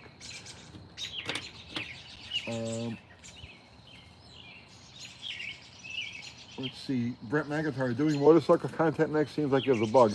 I do, but we don't have the audience for it. So it's like, man, there's a lot of motorcycle content I want to do, but we just do not have the audience for it.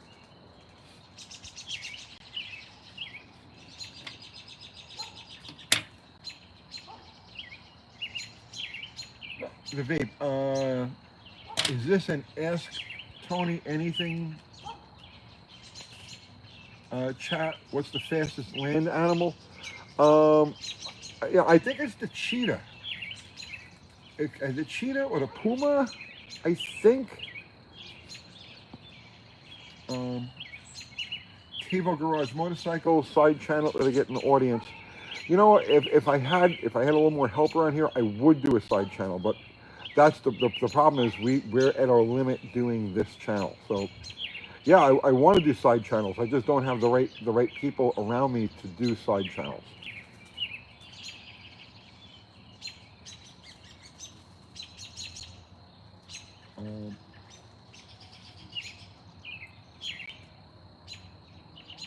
Let's see.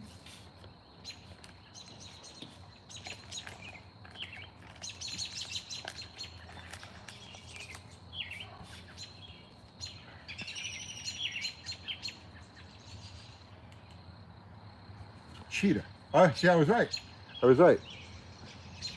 Tony needs like 3 unpaid interns. The problem with that is that you get what you pay for, right? It's like the golden rule of business, and it applies equally here. It's you get what you pay for.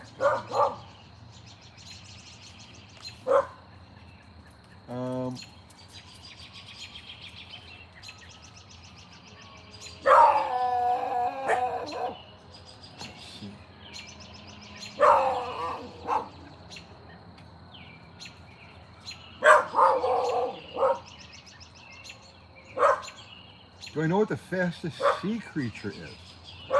Oh no, I have no idea.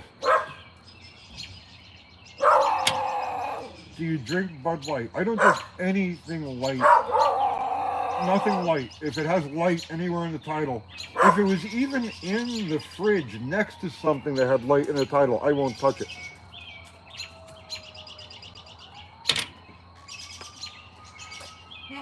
Bazooka Bert, you just picked up a Grom. That makes me the fastest animal.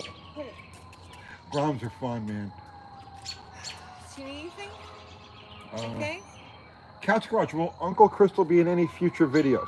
Yes, but I don't know when. No, baby, I'm good. Okay.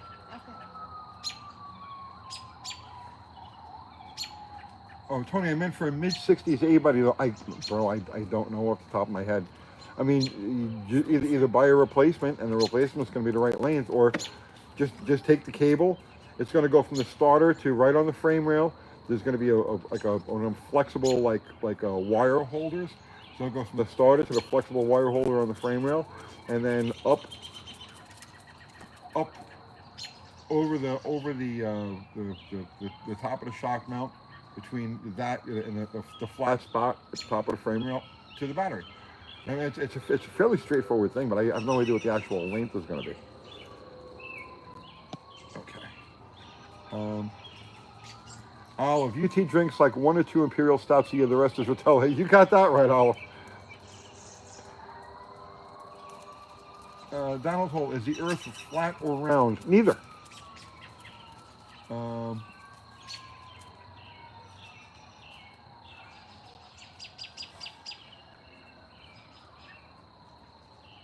let's see. Tony, 72 Roadrunner GTX 4-speed. Oh, what a nice car. With rust repair worth, yeah, that's a nice car and a very rare car. Very rare car. Herman Munster, any Nunzi memorabilia? Bro, I have no memorabilia. I just don't keep stuff. I don't keep stuff. Like, you know how people like, you meet somebody and they want to show you something, so they whip out their phone and they've got like 60 pictures, 600 pictures on there. I have none. I have like no pictures on my phone. I'm not like a, I'm gonna explain it to you. I'm so focused on living in the moment that I really don't keep memorabilia. Kathy has some stuff that she saved, but I don't keep anything.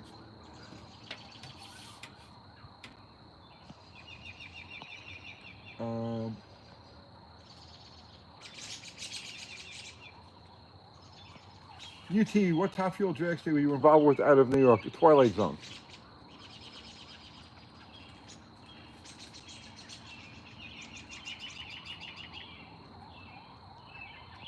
You're the same way, living for right now. Yeah. It's like, I'm concerned with the now and the future.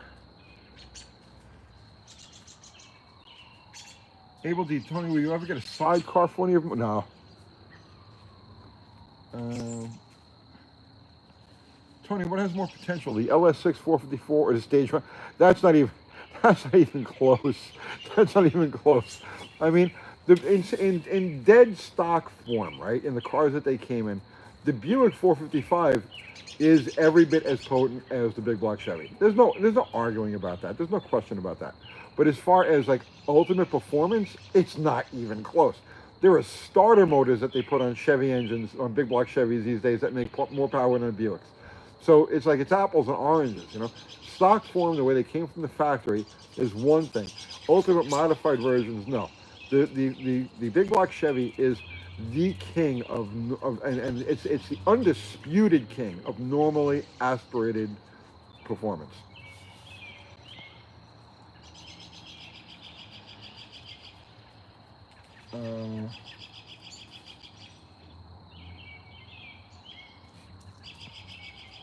Zugi 22. Tony, should I have a bigger ring gap if I am running 100? I'm assuming like 100 shot. No, you should be okay with 100 shot and the stock ring gap. It's like once you get up to like in the 150 and up range, the ring gap really starts to become important. Brent McIntyre, is the zinc really critical for flat topped engines? More than you could imagine, yes.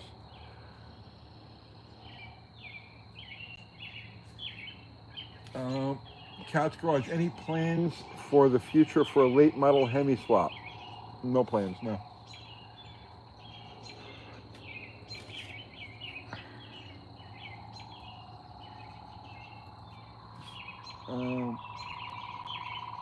Oops.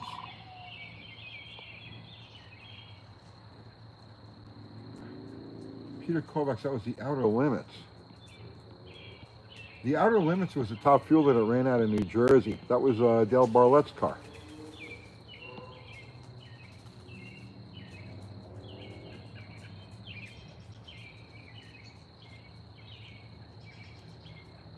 Oh, I meant 100 low lead aviation gas and a circle track. Oh, see, I can't answer circle track questions. I have no experience at all with circle track engines, so I don't know. I don't know what they're.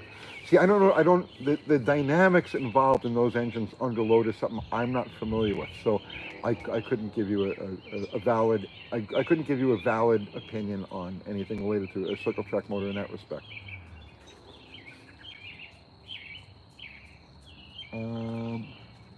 Any plans for Plan Z? Yes, soon. We're going to take it out soon. Jackie Everhart, are you still going to do a turbo slant six?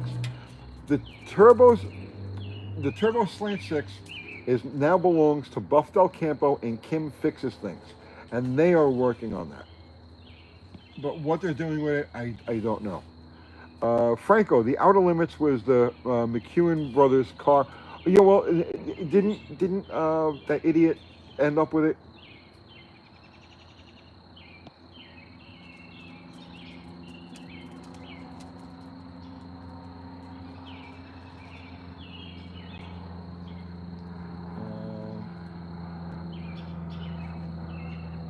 Okay. Let's see. Buff Del Campo says we're working on the Slant Six now, so that's happening. Glenn Mickelson, do you know Herb McCandless? No, I do not. Tony 76 400, good first mods. Man, depends what you're gonna do with it. I don't know. Cat's Garage, did you run multiple clutch disc and a Twilight Zone fueler, no trans? Yes. We ran it. We ran it 2-speed, and then we ran it high gear. We had a 3-disc Crower Glide in it. We never went past 3-disc, but we did have a homebrewed lockup in there, which was known as the Bobby Matic, and it was the most violent thing you have ever seen in your entire life. It was utterly insanity, but oh God, we had a 9-finger cover.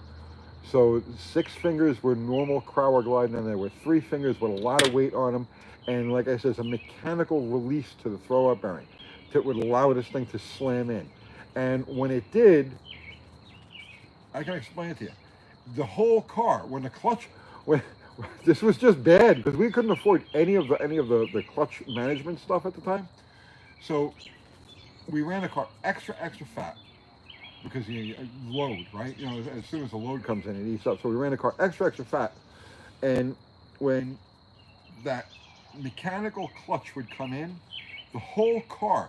So the car's going down the track, and then the mechanical clutch releases, and the whole car went twang, and kept going down the track. It was the most brutally violent thing. It was unholy and unnatural. But you know that was the way we were doing it at the time. Do I remember Tony Bartone? I never had the pleasure of meeting Tony Bartone, but he was a great racer. I've seen him 1,000 times, but I've never met him.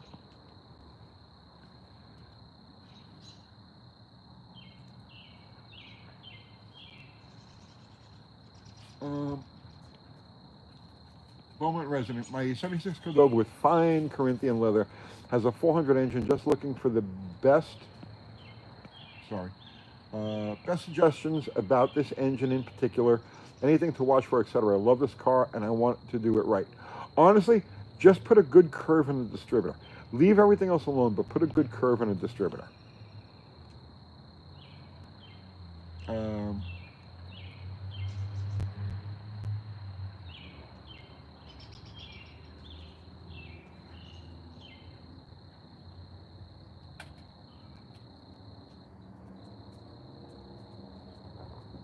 Brett McIntyre, UTG, is painting your biggest weakness or is something else?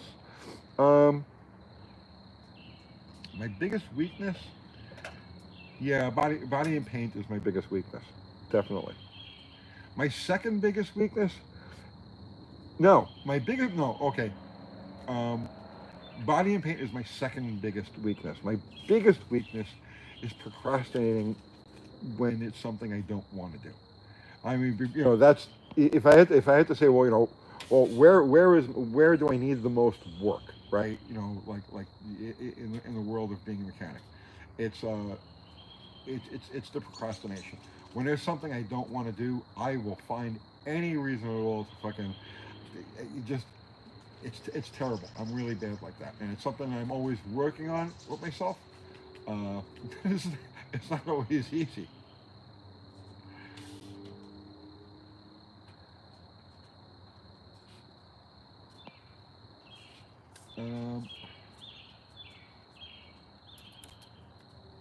Let's see. How soon is Power Tour? It's in June. First week in June, I believe it is. Tony, what do you think of SU carbs? I don't have enough hands-on experience with them to really give you a valid opinion.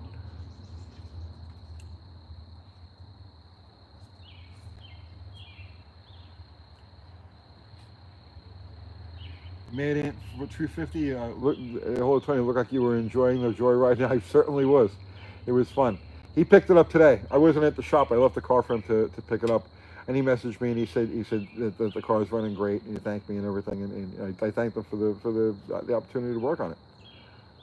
That's the thing. You know, when you're in the business, when you do this stuff on, you know, with cars, and that's your business, that you're going to get paid for the services that you do on the car. It's a different relationship than when you're with the customer, with the owner of the car and the car, than when you do YouTube. And YouTube is where you're making the money off the car and not the actual service. You know, so it's a much, I like this so much better. You know what I mean? It's just so much better.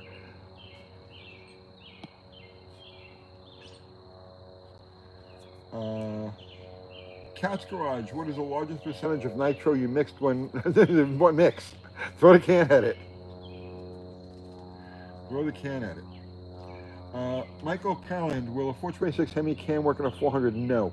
The lobes are spaced differently. They're sequenced differently.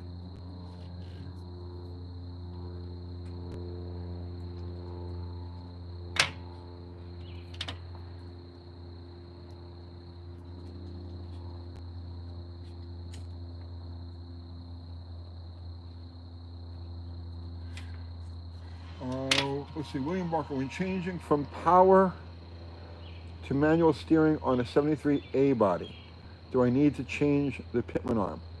On a 73. Yes. Yes, on a 73, you're going to need to change the pitman arm. No, on a 73, you don't have to change the pitman arm. 73A body went to the larger, so there are three sizes of, I got my back too. There were three sizes of diameter of the shaft on a steering box. There's the early A body, then there's there's the B body, and then there's the C body. Okay, so in 73, they went to the B body size sector gear, and so a 73 takes the same power steering and and manual.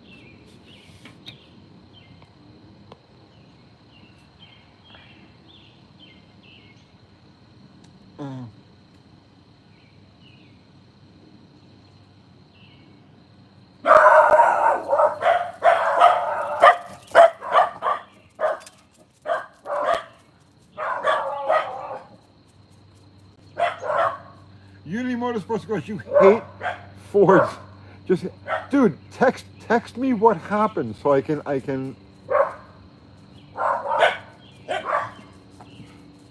Just send me a text. Tell me what happened. Come on. Come on. Oh, Mad Dash converter swap the hard way. Oh, you're doing a converter swap at the track? Oh, yeah. See, that's why I won't go racing anymore. I'm done with that. Those days are behind me. Come on, Maggie. Come here.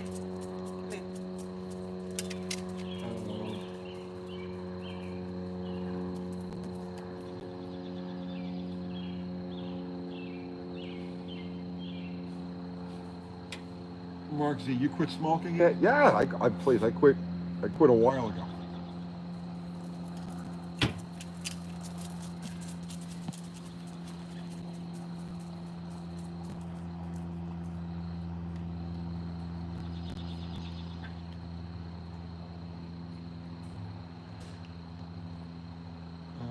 Let's see. I'm sorry. I go with you. One for the road. Tony, I haven't been on a live in a while. If you remember, I have that Reliant with the Lotus Head RT engine. Should be ready to run in days. I'll get a video up and would love to. Tag me in it. I'd love to see that.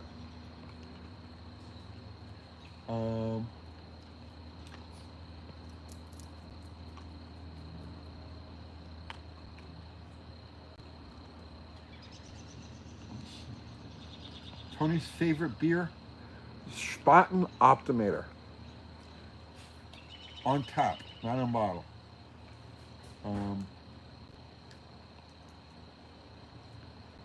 no man madness. What is going on with old car prices? It's getting stupid. You think it will change? It's going to dip. It will dip because there's a lot of liquidation coming. But after that dip, they're going straight up, straight up. If you, if you want, if you're in the market for a vintage car, right? Anything like 1980s and earlier, do yourself a favor and choke down the prices right now. Buy what you can, get what you can right now, knowing that the prices will dip over the next 2 or 3 years. The prices will dip, but they're going straight up from there. So just bite the bullet. If a vintage car is something you want, do it now.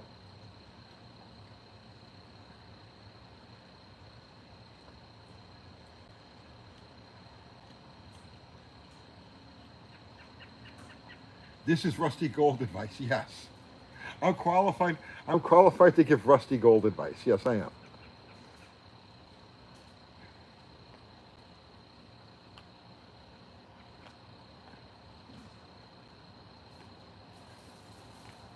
Favorite hard drink? I don't drink.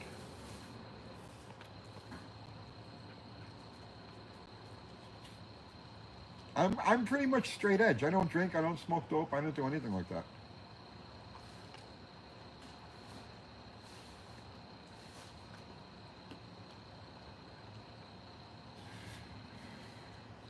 What do I think about the Hang 10 Dart? I mean, it was a neat package. It's hard to restore something like that because there were so many unique soft parts to those cars, but they were neat. Tony's favorite British car. I've said it 1,000 times. I like E-types are just. I look at those things and I melt, but I don't want to own one. I have zero desire to ever own one. It's one of those things. I like to watch them. I like to look at them. I like to oogle over them. I have no desire to ever own one.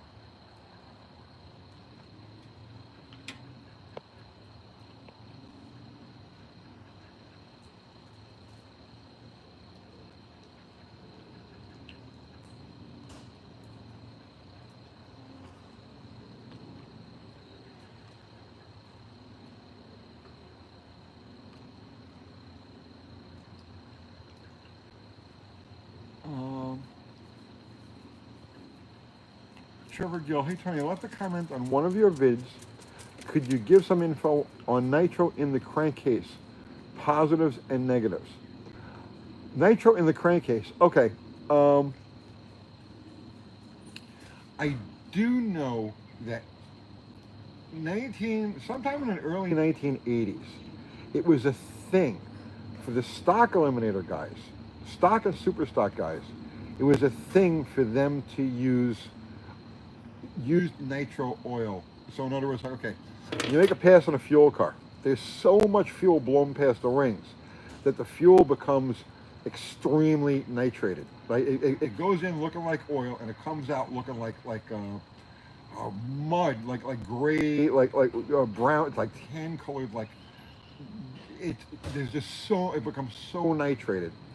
And there was a thing that I remember back in the early to mid 1980s where stock and super stock guys were running dual PCV valves in their cars. So they'd have a PCV valve in each valve cover, and they were using thinned out old nitro oil.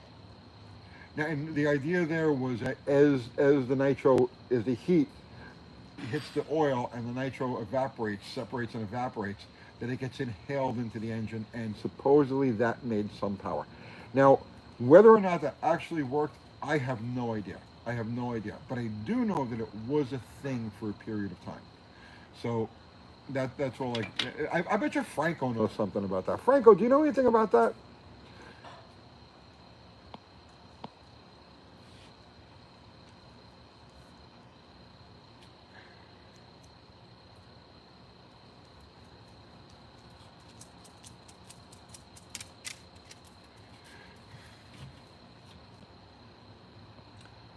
Murder Nova. Hey Tony, what do you think of DD Speed Shop Chevy 2? I love it.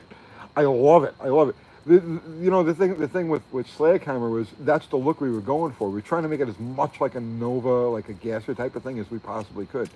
But yeah, no, the awesome car. Can I get you anything? You alright? Just saw something. I think there's a soda on the table.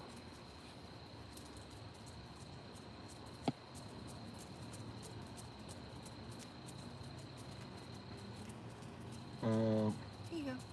oh, thank you. Oh, you're awesome. You See, didn't light your lantern. only she does stuff like this. She brings me stuff. Thank Yeah. you. Uh-huh. You're welcome.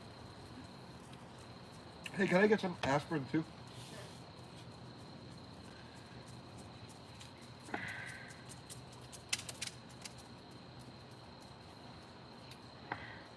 Sonny Bryant used to mill. Oh, you do know something about it, Franco. Franco, you're just a wealth man. You should be doing this stuff. Sonny Bryant used to mill a keyway on the intake guides. Very interesting.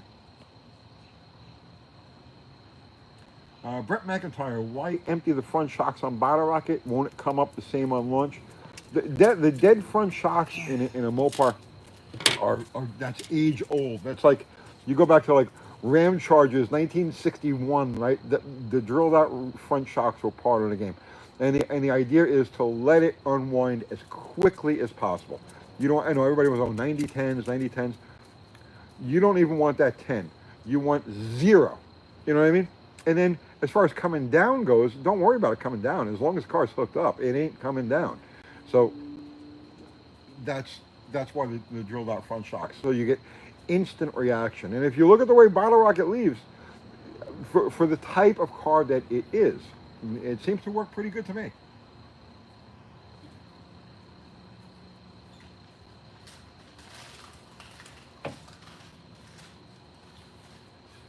My wife hates cars so much that I don't have a wife.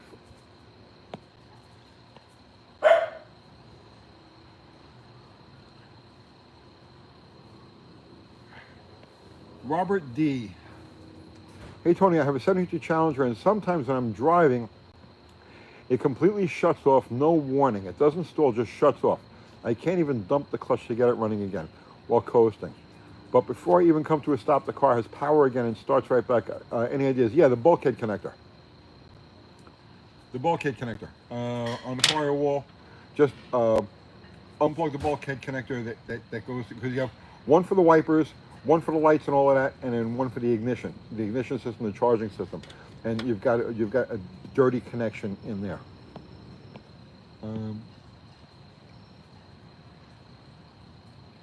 Let's see. I missed another super chat. Okay, let me go back up. Oh, Vancouver Aquatics. Thank you. Thoughts on a 68 Cougar. This is my first classic. Great car. Great car. Mechanically the same as a Mustang. Trim and stuff is going to cost you a little bit. Check out Kiwi's channel. He's doing a fastback 68 Cougar. But those are great cars, man. They're beautiful cars. Okay. Roy Hill had one car with no front shocks. Yeah.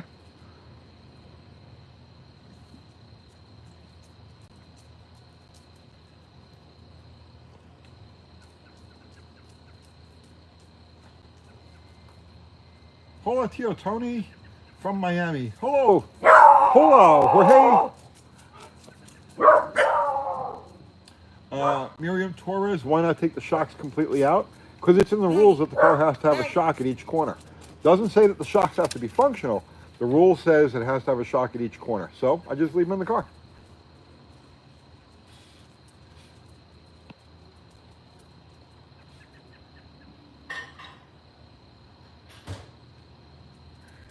So, I mean, literally, there is nothing in the rule that says that the shock has to be functional. Only that there has to be one at each corner. Ever meet Mickey Thompson? No, I have not. Never met Mickey Thompson.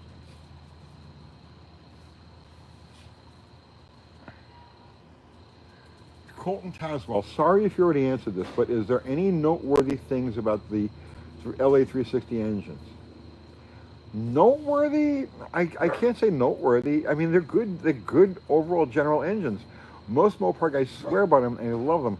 I prefer the small journal crank motors, the 318s and the 340s.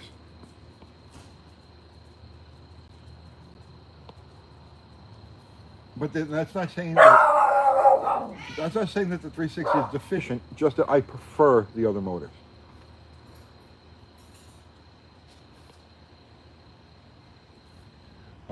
Donald Hall, how do you get the 318 and Bottle Rocket to rev so fast? Voodoo. Lots of voodoo. Lots of things that people swear won't work. Guess what? That whole car is everything that people swear will not work.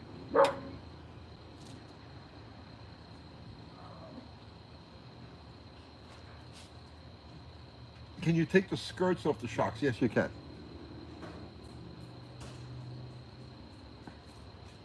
Okay, Dixie Bell. Tony, you mentioned the drill out shocks on Mopars. What would you do on a four-cell front suspension? Okay, so that's a really good question. The drilled out shocks only work on Mopars. You cannot do that.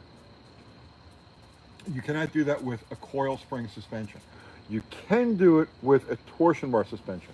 And the reason for that is that the torsion bar suspension doesn't rebound the same way that a coil spring does. So the torsion bar suspension wants to find its level as quickly as possible.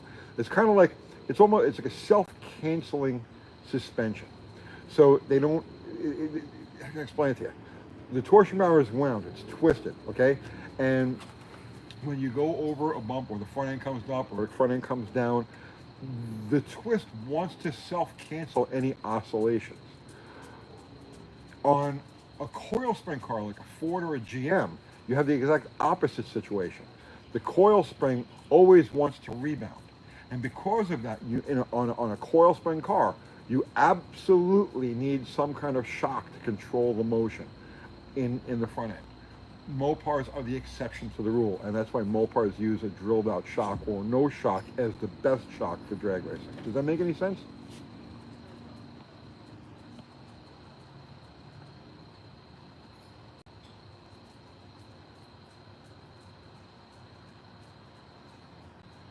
Okay, let's see.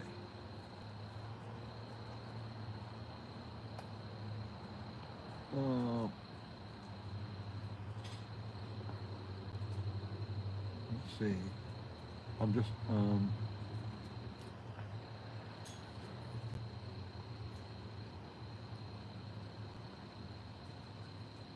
Big Belly Racing, UT, what type of piston ring you suggest for a boosted application? Dude, that is such a wide open question. It's literally impossible to answer. You when you decide on what piston you want, what type of piston is going to work best for your application, at that point, then you can determine what the right rings are going to be.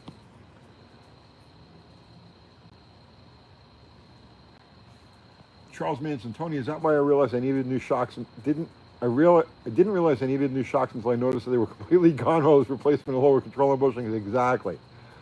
Exactly.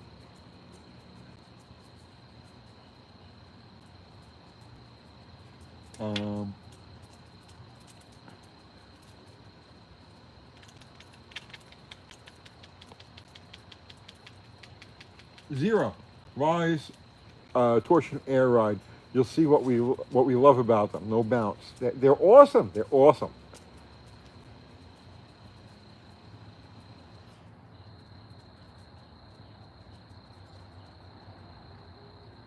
Troy 440 Dodge. Tony, have any experience with a 4-inch stroke 5.2 Magnum? I'm finishing up. I know I have no experience, but I know it's a good combination. Like I've seen 100 builds over the years, and dyno tests, and I've seen cars actually being put through their paces. And that 4-inch stroke 318 block is a great combination. The only downside to it is you're still dealing with the small bore, so you can't, like for instance on the sub 4-inch bore 318 block, the 202 intake valve is not effective. Like the 188 is the largest effective valve you can use in that 318 chamber. Whereas if you go to a 340, the 4-inch plus 40, or an overboard 360, then the larger 202 valve makes sense and it will work. you'll make more power with it. But that's the only shortcoming to that whole comment, that whole thing.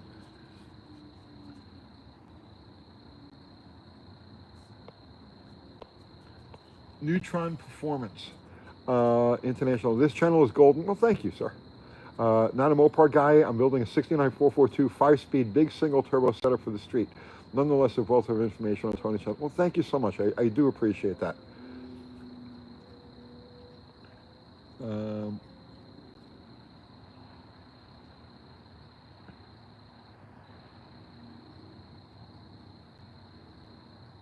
Tony's too big. I think the Pistons are backwards in Battle Rocket. Yep, yes they are. Yes they are.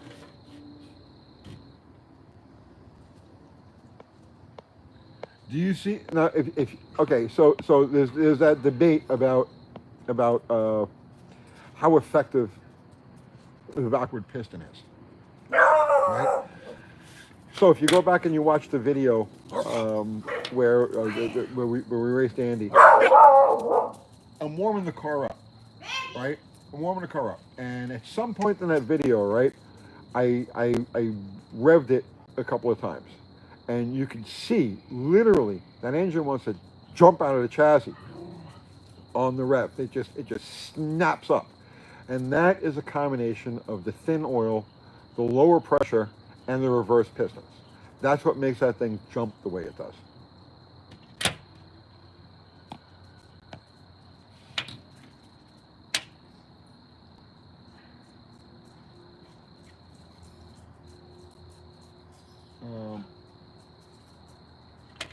Captain Do, adjusting the height on the torsion bars, also have to adjust the alignments on the steering to keep the tires from balling and replace the ball joints once every few months. That's not true.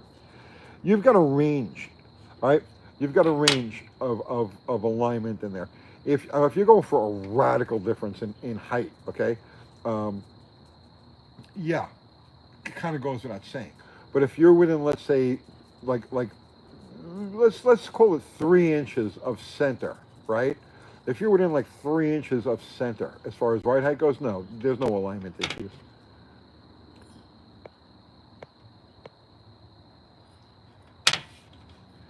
Did I weld the distributor full advance? On Battle Rocket, yes.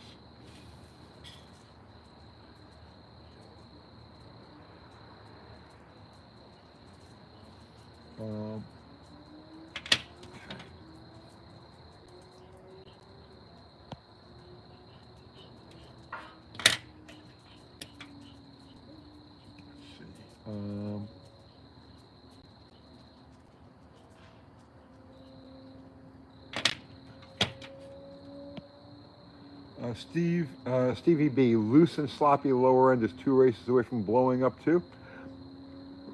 Better too loose than too tight. Better too loose than too tight. If you knew the clearances, let's just say like go to an extreme. If you knew the clearances on a fuel motor, like the oil clearances on a fuel motor, and the rod side clearances, you'd say no way could that thing ever run, right? No. The rule of thumb is better too loose than too tight. What's that saying? If it's too loose, only you'll know it. If it's too tight, everybody around you will know it.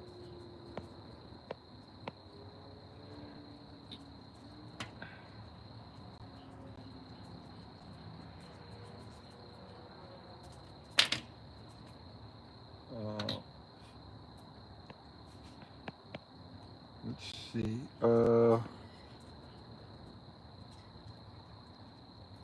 Virtual Dwarf Attempt 2 with 273 heads on a 318 make more power than a stock 318. Well, okay, I used the closed chamber, the early closed chamber 273 heads. So that's not the 64, 65 that have that odd angle to them, but the 66, 67, 68 273 heads are 318 heads. They're closed chambers, so you get like a half, 3/4 point rise in compression, and the exhaust port on those heads is just beautiful, man. It's just a beautiful straight shot with lots of room for porting and cleaning up. So it's in my opinion, for a street strip application, those are the best heads to use on those engines. A close second would be the 302 head.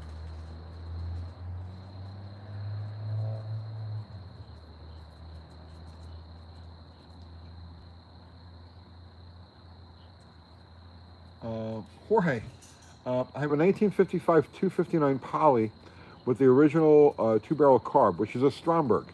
Is there any advantage to getting a newer two-barrel aftermarket carb? Does yours still work? I mean, I don't think so. Those are great carburetors. The, that's just a tough question to answer, my friend. Um, Charles Manson, Tony, does Bottle Rocket still have wipers? No.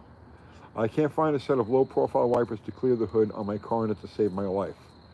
No, I don't have wipers on my car anymore.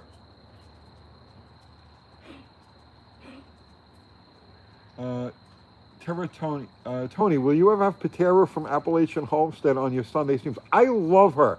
I love her. Kathy watches her all the time. We're both big Patera fans. She's such a sweetheart. But she's not a car person, so probably not. Probably not. But I love her. She's great.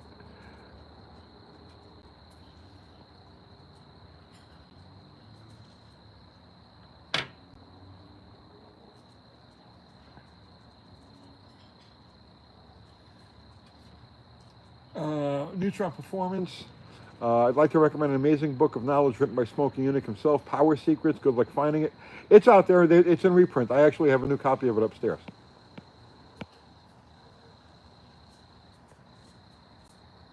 Wait, did you say 302 heads on it? Oh, yeah, I'm sorry about that. Yes, the 302 is the casting number, the last three digits of the casting number for the 1985 through 80, I don't even know.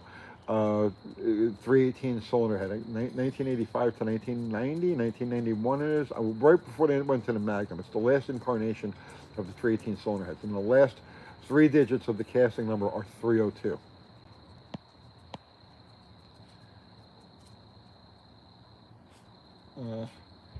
Derek Johnson, Raining, Slant, Engine Masters did a video dynoing the difference. Listen, I stay straight up. That whole Engine Masters crew, and I'd say it right to their faces, the three of them are asshats. Holdner, Freiberger, and Dulcich are all friggin' asshats. So take whatever they say with a grain of salt.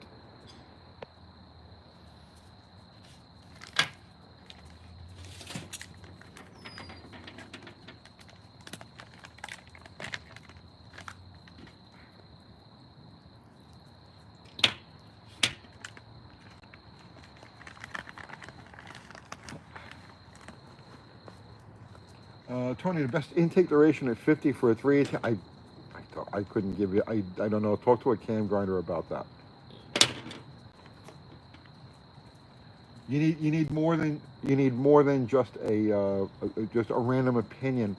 There's so many specifics when you're choosing a camshaft, when you're speccing a cam. There are so many factors that go into it that I could just spit out a number at you, but it's meaningless. Talk to a cam grinder who's going to want to know every specific of your application and its intended use. Steve Brule is a damn smart guy. Yes, he is.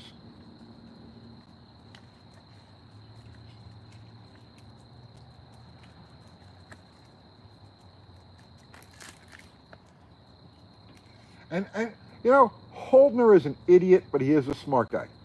I'll give you that much. Holdner is an idiot, but he is a very smart guy.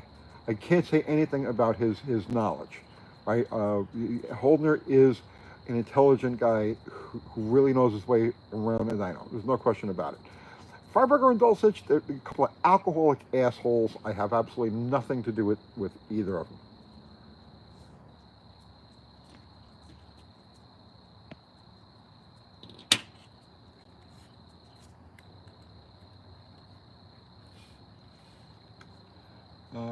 Tony, what's the furthest you would mill 318 or 360 LA head? I'm not big on milling the heads on those engines, only because you really start to get into. See, once you get past 30 thousandths of an inch, or like 25, 30 thousandths of an inch, then you have to start getting into the angles. It's like a multi-mill job because now your intake manifold has to fit. So I'm not a big fan of milling those heads any more than is absolutely necessary.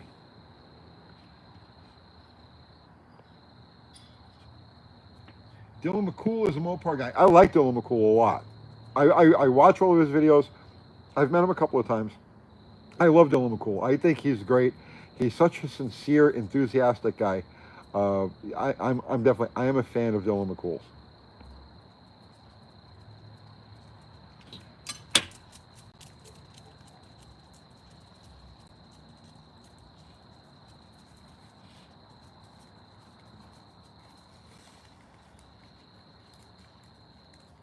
UTGville.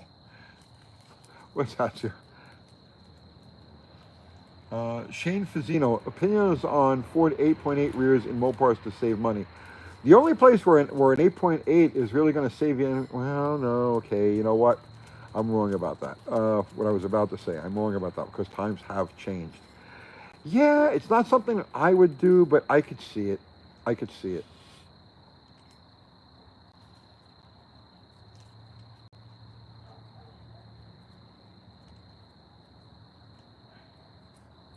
Tony, do you ever laugh out from watching Ginger Billy videos? I've never seen a Ginger Billy video. Boston, growing up West Coast folks. Oh, okay.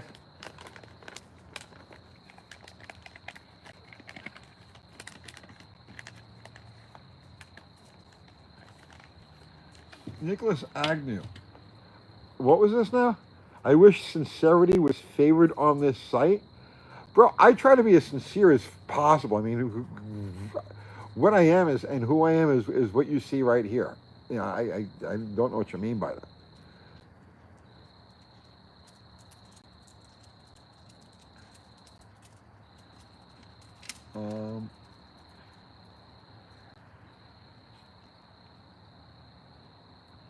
Sean Fazzino, I just can't find anything for a narrow body, for an A body for less than $1,000. So thinking about just getting an 8.8 at the junkyard out of an Explorer.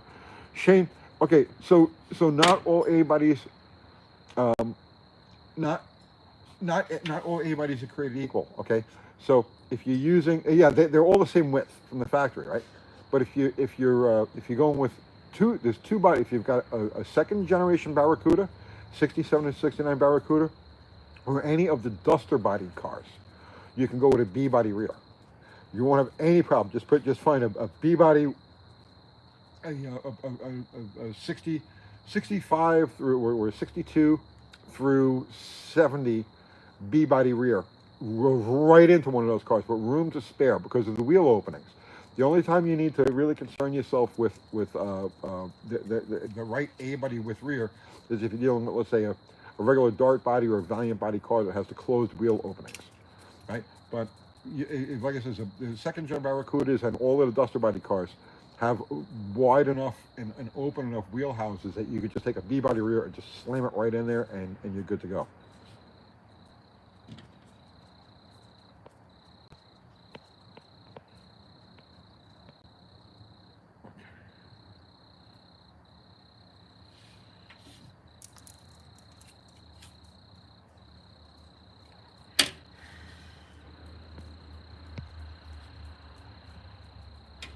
Okay, let's see.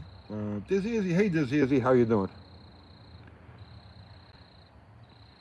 Let's see. Can you smell that whistle in Diesel still? I'm a fan of his too. I love what he does. I've never met him. He's right down the street from my shop. I've never met him.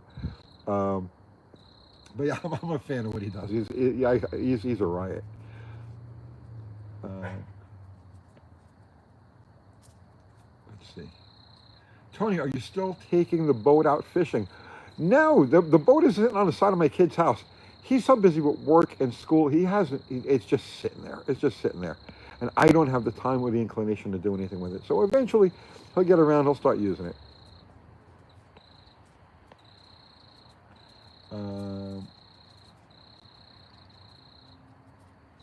I wonder if Ari will do an after the Tony. He might.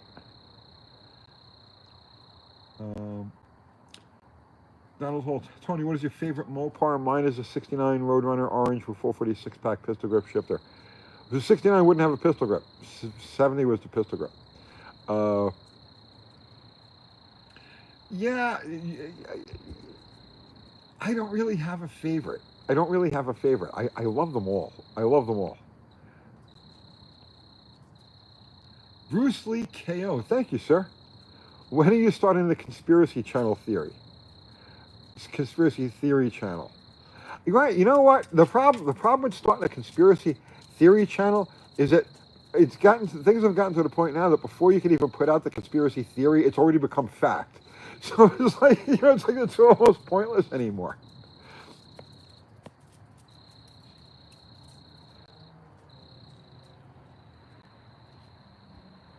Uh,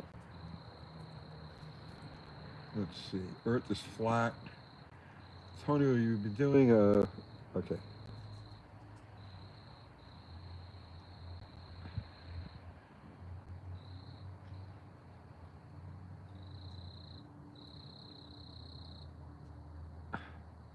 What is the timeline on the Dominator Fed 318 for Bottle Rocket? Uh, After I've gotten as much out of the one that I've got, the combination. After I've gotten as much as I can out of the 273 head motor that's in there, then we'll go to the bigger one. There's a lot left in that. Listen to me. I tell you, there's a ton left in the engine that's currently in the car. That it'll be a while before I go to the bigger one.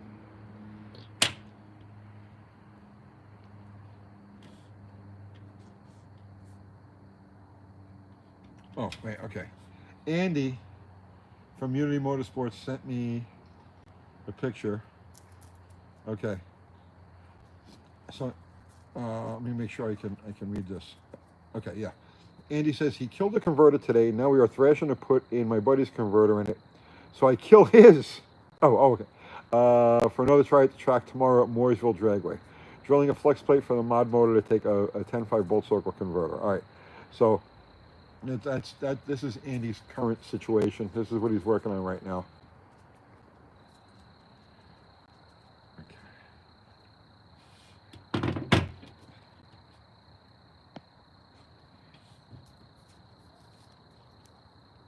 Are 9 1/4 rears any good?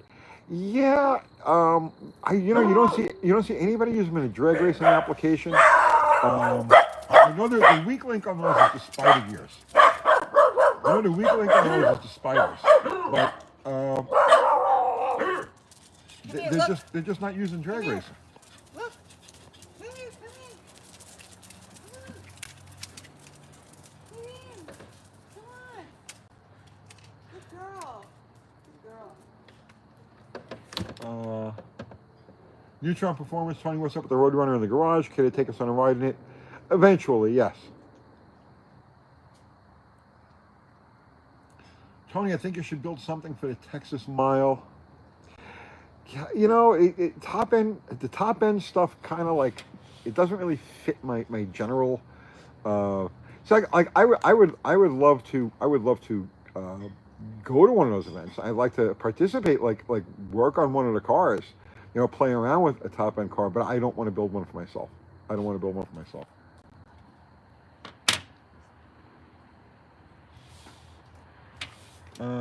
Gypsy J Rides, what's your drag and drive plan? Coming up soon. We're going to talk about drag and drive. Because I do have a drag and drive plan, but I don't have all of the elements. In place yet.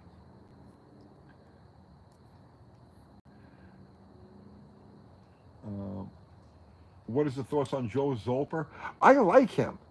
I don't know him personally. I've never met him or anything like that, and I'm sure he has no idea who I am.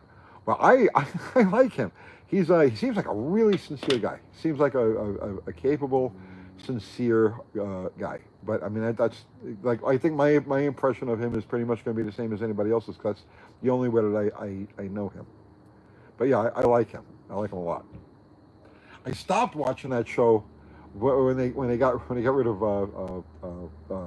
that was her name. What was the girl's name? I can't remember her name now. Nicholas Agnew, $10. Thank you, sir. Just a shot at the mainstream, not you. You're very sincere. That's why I watch. Oh, you're the guy. Oh, okay. Well, you didn't have to send me a super chat for that, but thank you so much. Okay, thank you. I get it now, Nick. Heather Storm. That was it. Heather Storm. When they got rid of her, I was like, no, just no. Heather Storm was like a tranquilizer. I would turn on the TV and find that show just to watch her. She was like literally a tranquilizer. And then that was it. They got rid of her, and I was like, I'm done.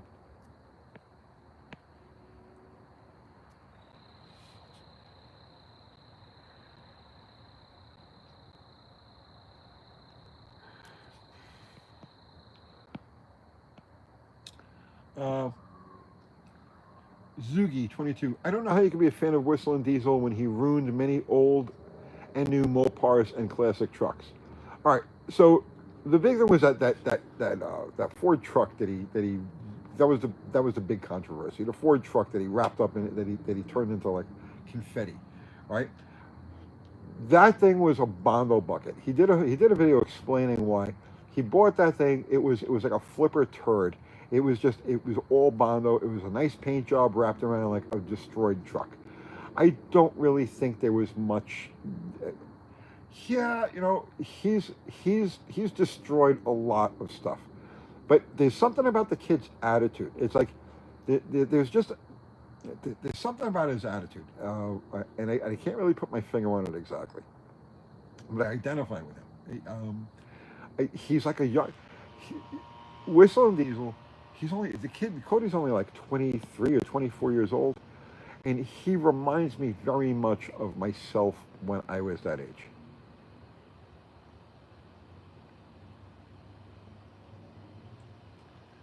Tony, do you happen to know the rear wheel size on your 64 Dart?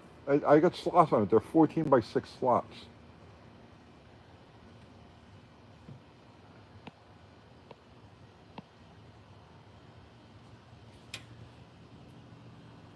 Tony, have you ever done anything with Imperials? Driven them, worked on them.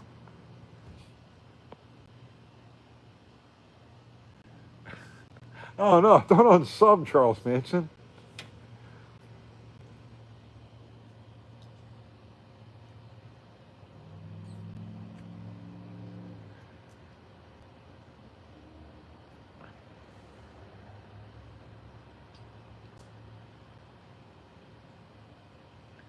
Uh, One for the road. Um, I don't want to say I hate the kid, but something about him rubs me the wrong way. Um, okay, this I know what you're saying. I know what you're saying. There's like a level of arrogance that's there,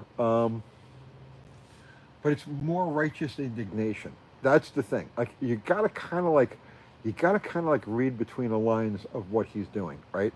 Um, he's uh, well, obviously it's show business, and he's putting on a show, but at the same time, is like a level of righteous indignation. He sees how perverse the world of cars is. He sees some of the personalities that drive the world of cars, and he's sticking it to them. He's sticking it to them. Like when he did that Charger, so he's got that General Lee car, right? And beautiful, beautiful work. And he put an LS in it, right? So he put a twin turbocharged LS in it. And now see, like, yeah, obviously I am a Mopar purist. I would never do something like that, right? But like he did it specifically to like stick it to those to the crybaby, right? And like if you watch that one where he does the he's introducing the car, he shows the car, right? So it's like right out of the shop that built it. It's got a twin turbocharged LS in it, and he's standing in front of the car, and he points at it and he says, "And it's got an LS in it," and then he pauses and he goes, "Go ahead, cry." And he held that for like like 10 seconds, just silence, so that everybody could just yell at the TV. I have a great deal of respect for the kid. How's that sound? I have a great deal of respect for the kid.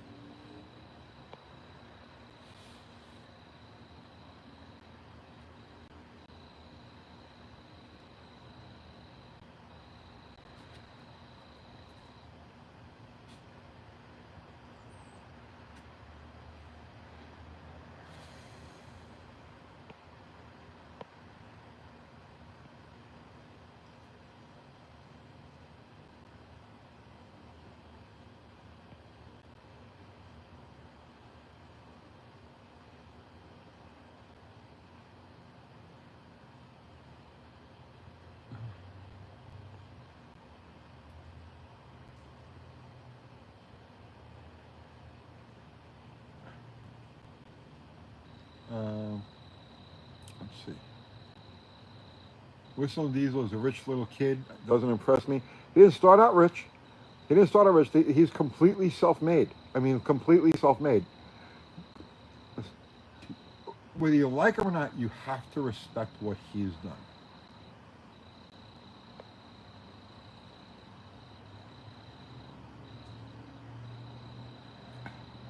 Tony, a slotted 14 is mandatory for Mopar. Sure feels like it.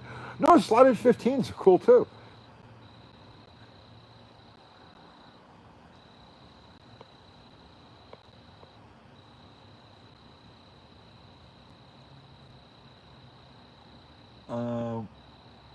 Shane Atwater, Tony, what advice would you give someone wanting to start their own YouTube channel? Value. Value, okay? Base your channel on value. You know, you have something to offer people. You have some sort of expertise, some sort of knowledge, some sort of talent, some sort of anything, right? Whatever it happens to be, I don't know because I'm not you, okay? But you do have something to offer. Find what that thing is that you have to offer and focus your channel on that so that you're offering value. That's what counts. That's what makes a successful YouTube channel. Sometimes the value is just in the form of entertainment. You know what I mean? You know what I'm saying? There's so many different ways you can provide value, but that is the thing with YouTube. It's value. Provide value. Mexican spec. I don't like to destroy things. I like to preserve them. See, I'm the same way. Your attitude is why I have to pay $65 for an hour for a smoke. Yeah, he's not destroying enough stuff to affect the market.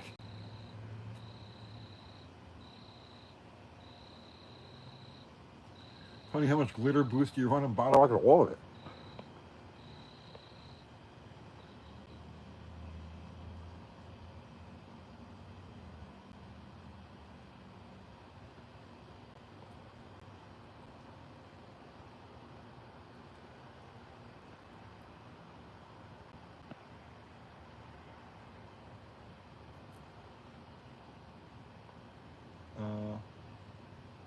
Let's see.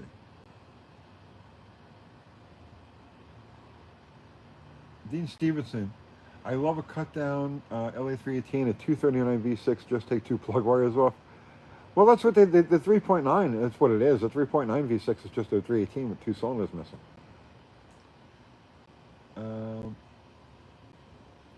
TK Racing, what happened to the Dominator plans for the 318? That's the next engine. I want to get as much out of the current one as I can, and then we'll go to the next one.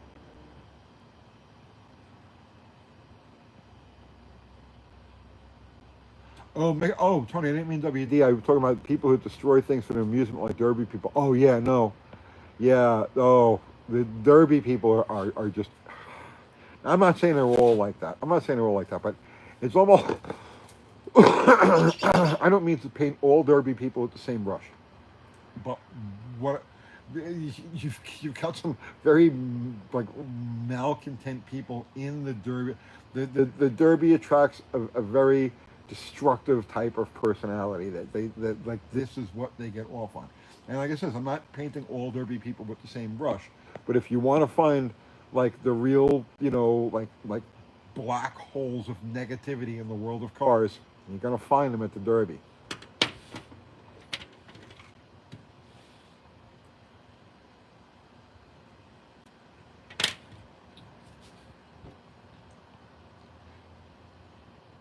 Neutron Performance, not gonna lie, but Bottle Rocket really impressed me when you raced Casper. I can't believe how hard she got out of the hole and treed the hell out of that truck. You ain't seen nothing yet. You ain't seen nothing yet. That car has a lot. You do realize that it spun the tires for 100 feet. If you go back and you look at the video, watch right after the car runs. There's black tracks that run about 100 feet and head towards the center line. So, yeah, you ain't seen nothing yet.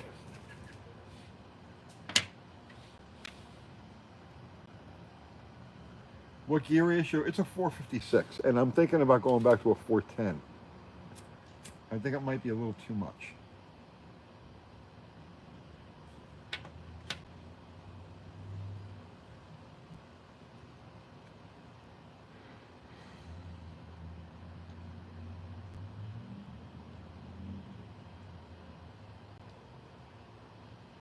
one for the road. YouTube success is also consistency. My channel started strong when I put out videos every week, and now it's like once every 3 months. It's oh yeah, yeah. You gotta hit it every like within a 48-hour period. You gotta post within a 48-hour period.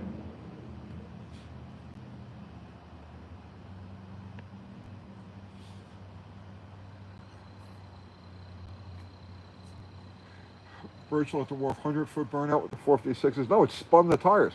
So, actually, I was just talking to Andy about this yesterday. What happened was, after the run, I pulled second. So, okay, so I launched the car. It left good.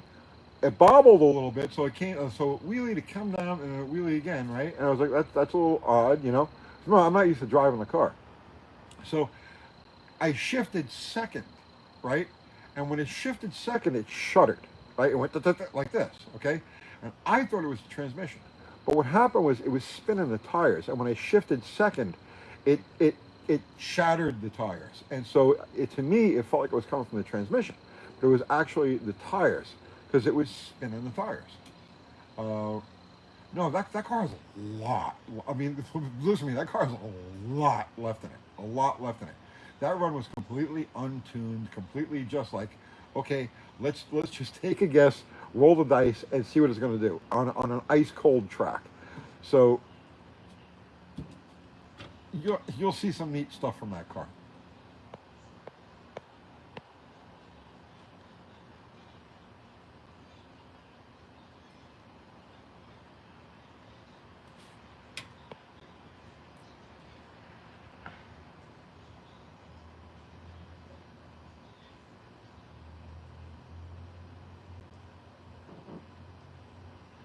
TK Racing, lots of good content lately. Thank you, sir. You still using Rotella oil? Yes. And there's enough zinc to keep them to keep a regular street engine happy.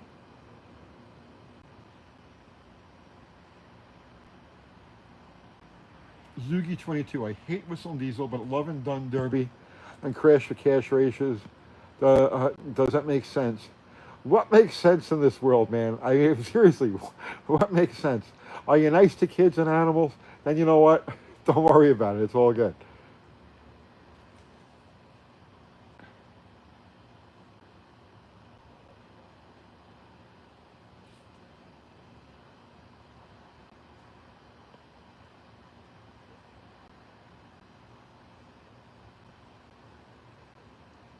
Have you seen a Mopar Hearst? You mean the 300s? The 70 Chrysler 300? Yes.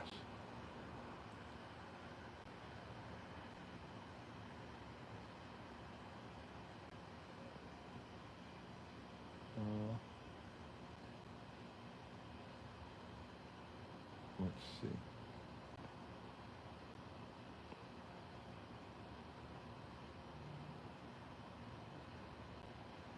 Metal Custom. Isn't Wes Chaplin around you? No, he's someplace. He's someplace in the Midwest. I have. So here we have. This is Whistle and Diesel is near my shop, and then you got Vice Grip Garage is about 30, 35 miles or so down the road from him. If you're going by Whistle and Diesel's place, you just continue on, and you would end up at Vice Grip Garage's place.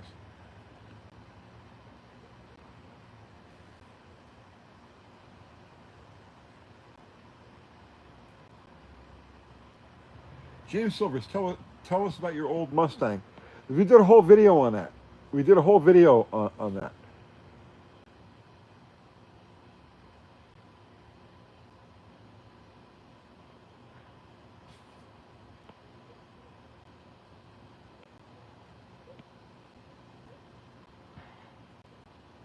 Charles Manson, what's your attitude towards Vice Grip Garage?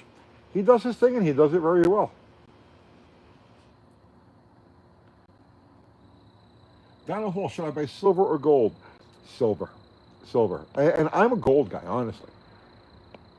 I started out as a gold guy 25 years ago, and I'm still a gold guy today, but the money is in silver. Silver is where you want to be.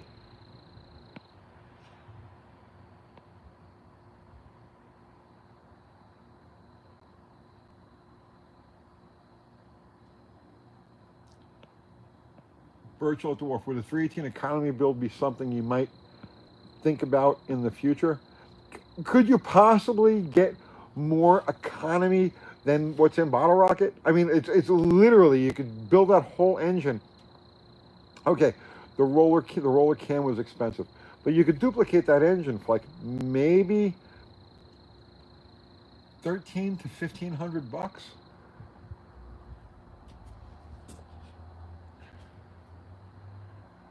New Trump wants, what was the 60 foot? I think it was like it was a 160, 163 60 foot.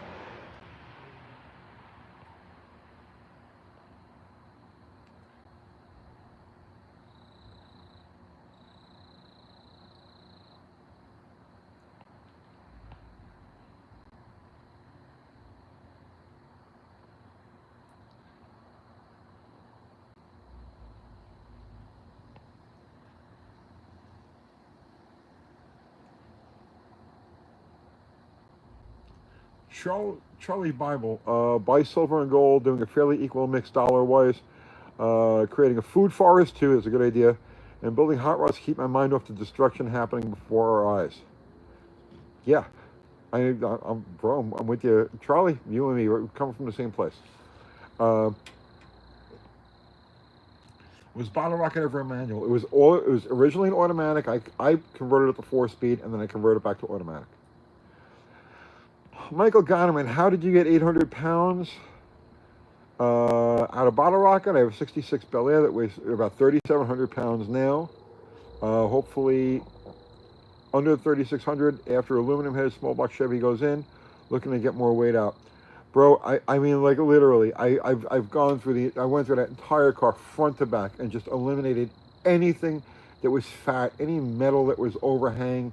I mean, I'm going to do a video. I'll do a video relatively soon on some of the things that I did to that car to get the weight out of it. But it's extensive. I'm going to tell you that right now. It's extensive.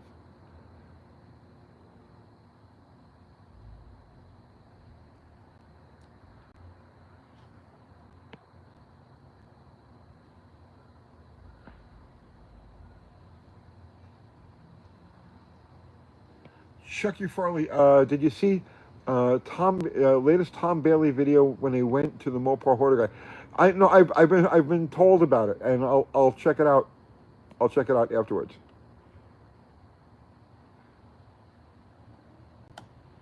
Why did you swap it back to automatic? Well, two reasons. The breakage was starting to get to me, right? I was just breaking everything all the time, and honestly, I don't want to work that hard anymore. I did that, and there's just no more. And then the other thing is I want other people, I want to be able to hand that car to somebody and say, here, go make runs with that car. And with a 4-speed car, it's difficult. It's difficult. But with an automatic, I could take anybody and say, here, go run this car. And they go run the car. And I could do other things.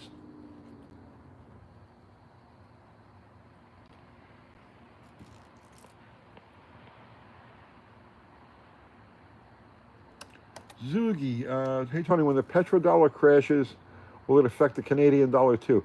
You betcha. Tony, do you give financial advice? I do not give financial advice.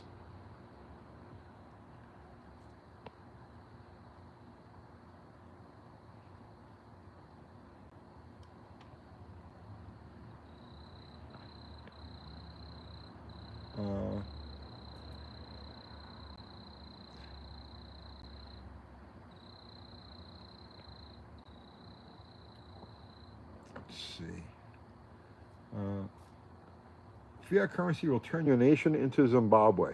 That's right.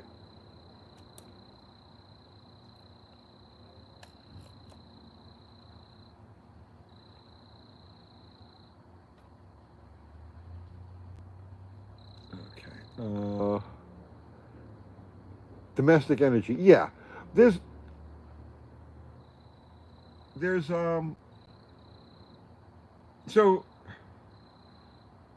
So here's the thing, right? Okay, so yeah, excuse me, my back is really starting to bother me.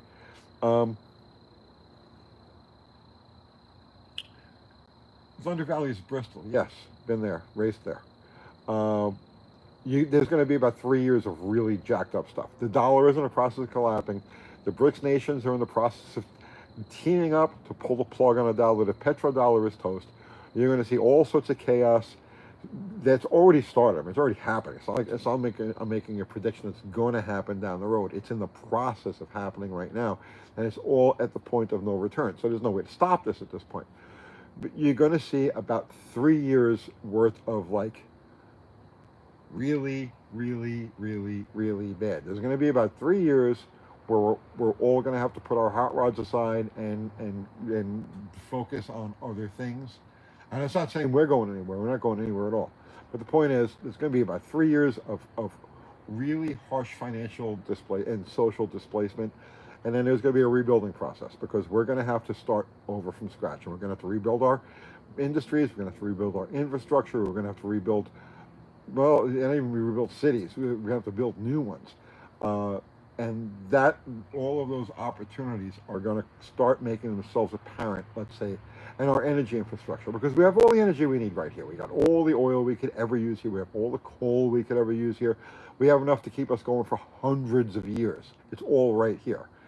So it's just a matter of getting through this current cycle, dealing with the stuff that's coming, and then jumping on that rebuilding process. And that's going to be a very exciting time, but we're just going to have to go through a lot of shit between now and then.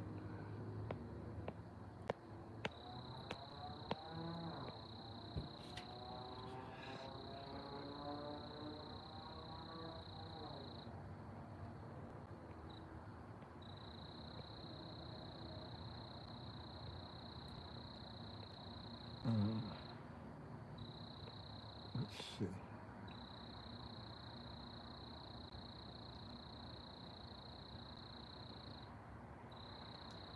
Put hot rods aside. There'll always be some hot rod activity going on, but I'm telling you, we're in the process of going through some pretty crazy stuff.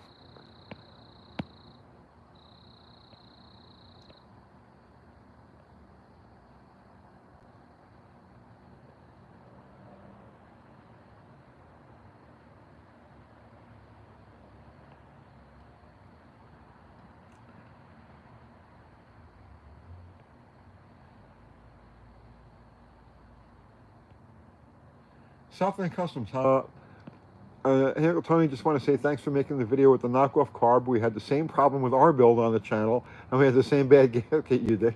There you go.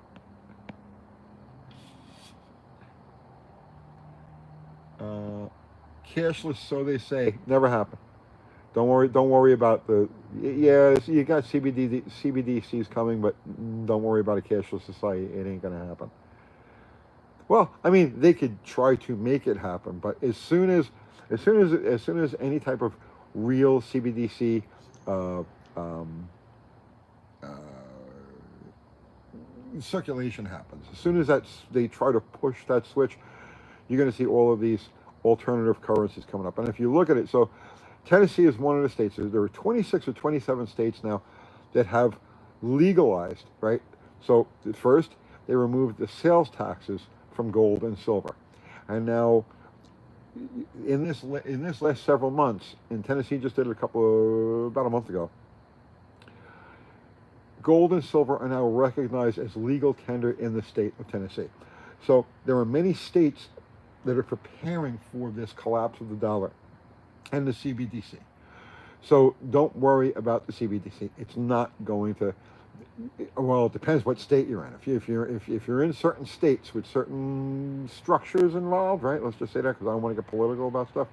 You're screwed. Okay, I mean it's that simple. But if you're in one of the states that has adopted the legal tender status of gold and silver, you have nothing to worry about.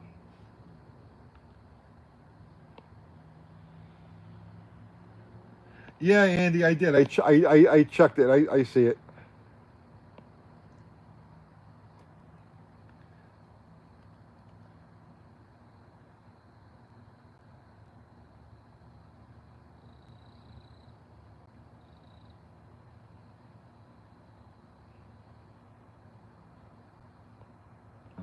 Okay. Charles Manson, ever see the cost of things if you pay in silver? Literally 1960s prices. I know that.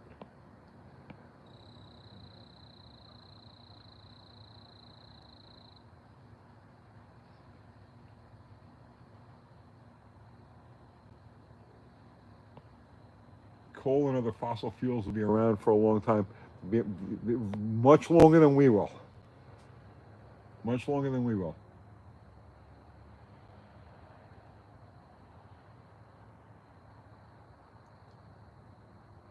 Anthony Barber, need help. 7172B bodies. Are the outer door handles the same per side? No. No.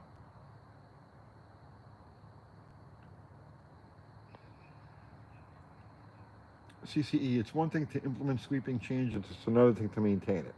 You'll have, I mean, automatically you'll have black market stuff pop up. You'll have black market currencies, you'll have local currencies, you'll have state currencies.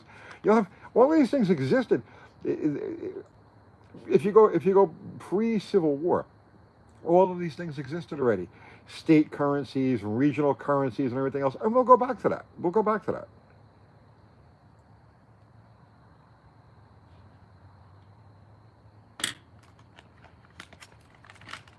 Zugi, is it true that we will own nothing and be chipped? No.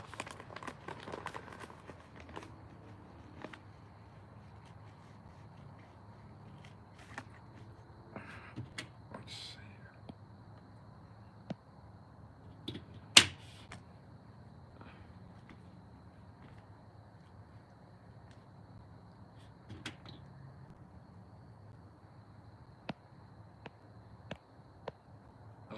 Stevie B.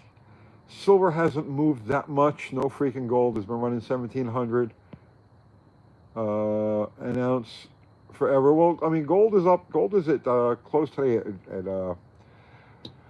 $2,006, I believe it was, and silver is at 25.40, somewhere around 25.45. But you can't go by that. You can't go. Those are manipulated prices. Those are paper prices. Those are paper prices. That market is in the middle of collapsing.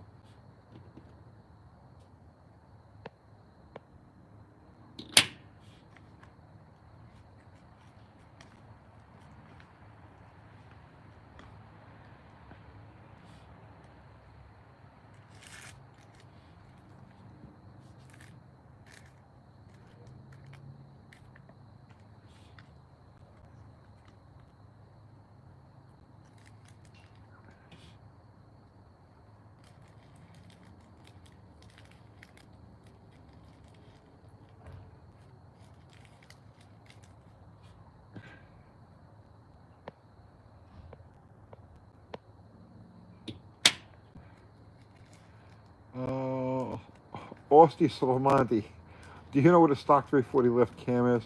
444 or 446? It's in the mid fours. In the mid fours.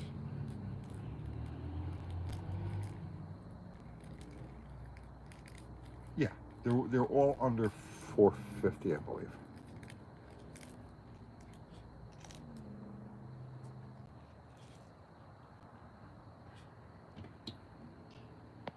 And Fubar just put up another link to our merch. Thank you, Fubar. You're awesome. Boy, we've been hanging out for a long time. Oh my God. Almost 170 minutes.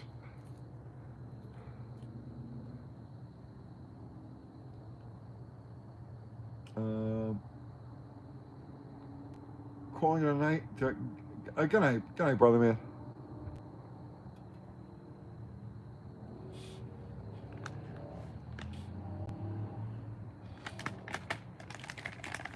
Pirate Greg, thank you, man. I appreciate that. 25.45. See, I got it.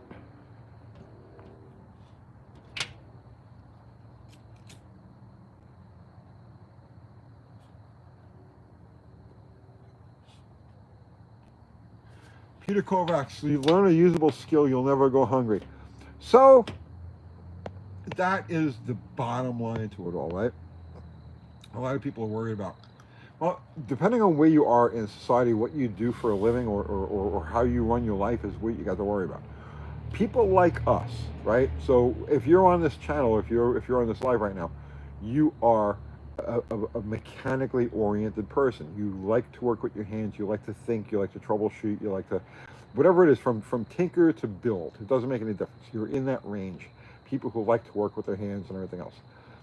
You have the golden age of your people is right around the corner. The golden age of the mechanic is right around the corner. It's happening right now. It's all happening right now.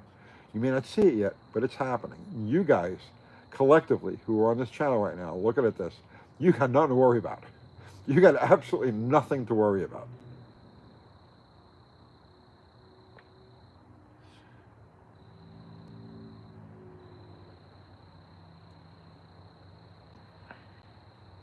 TK Racing, I'm blocking off the heat crossover and the intake. There are different ways to do it and why to. So is it possible a future video? And I did that.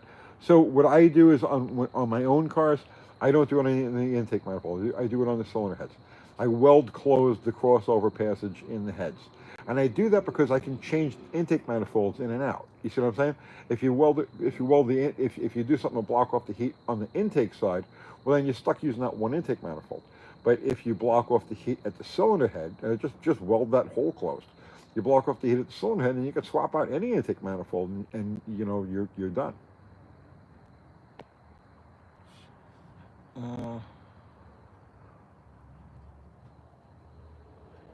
Keeks, what is the highest horsepower you got out of a 318? I have no idea, man. I've never had a 318 on a dyno.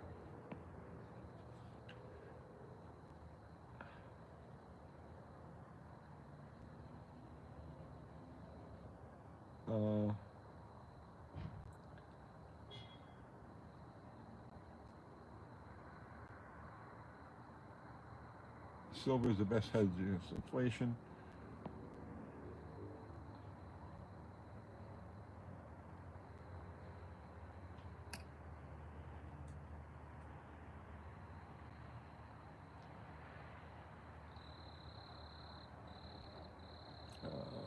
Let's see. Brett McIntyre, I think you'll get both tires up on Bottle Rocket. Yeah, no problem.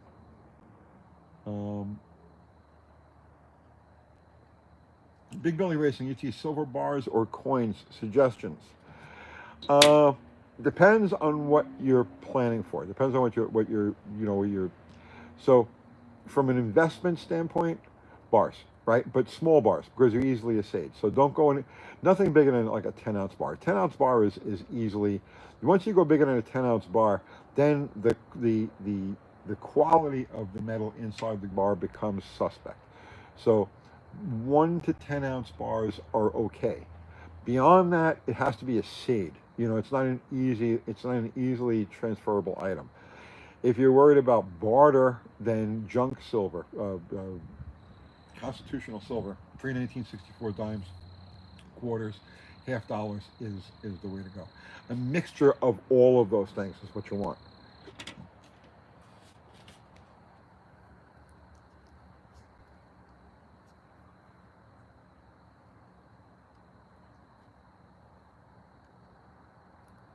Gabriel DeMarco, Tony, tire can be changed on a rim at home, but is ready to also balance the tire. If you've got a bubble balancer, sure. Gold is the poor person's silver. I don't know about that. The saying is, gold is the money of kings, silver is the money of gentlemen, barter is the money of peasants, and debt is the money of slaves.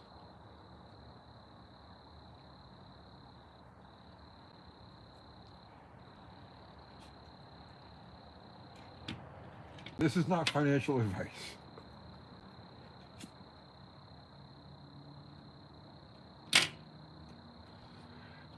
Brett McIntyre, how do you balance your mental health with what mental health? What mental health? How do you balance your mental health with the pressure for content? I like pressure. I like pressure.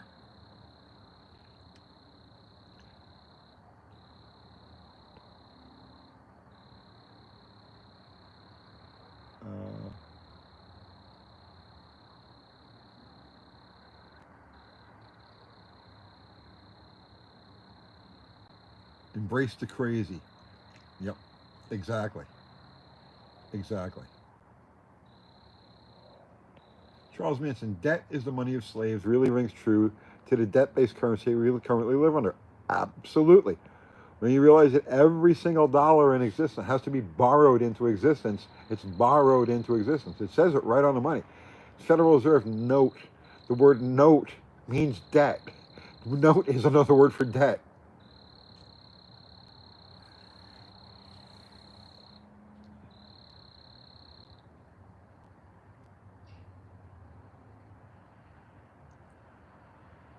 Say something controversial right now. Something controversial. CCE, when the going gets weird, the weird turn pro. You got that. That's right. The Hunter S. Thompson.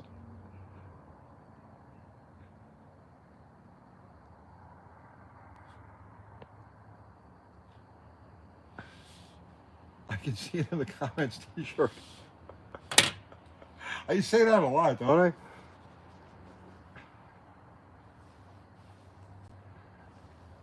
Where do you buy your silver from? I have a dealer here in Murfreesboro, Smyrna Coin and Jewelry. His name is Guy. Tell him I sent you. Really great guy. He'll take care of you.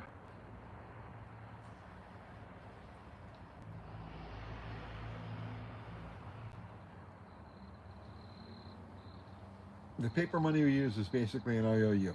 Yeah.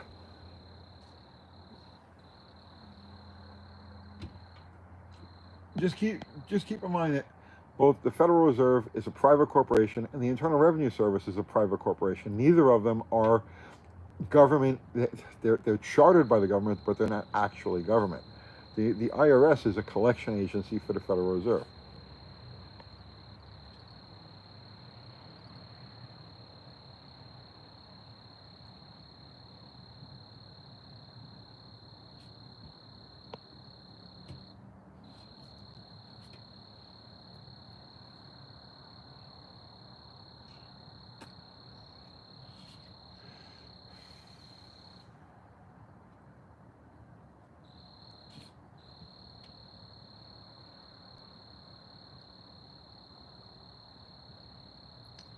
Neutron Performance can't because gold and silver is classified as legal tender as per our Constitution.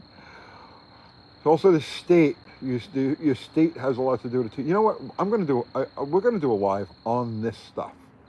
Not tonight. But definitely going to do a live specifically about this. We're just going to talk metals and money, but not tonight. But I think that's something we need to actually really sit and talk about.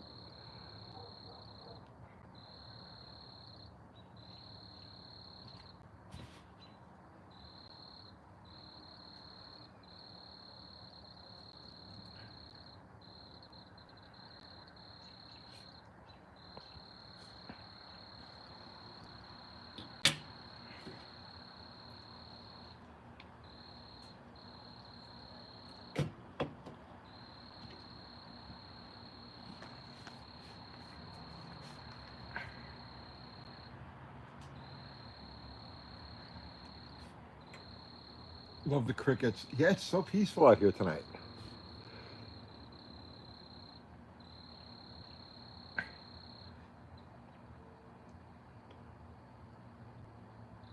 Uh, Serge, how would you troubleshoot a very rich running motorcycle? Same way you troubleshoot a very rich running car. Obviously, there's a difference between a side draft and a downdraft carburetor, but if it's running, is it injected? See, that's the thing. But the troubleshooting is the same.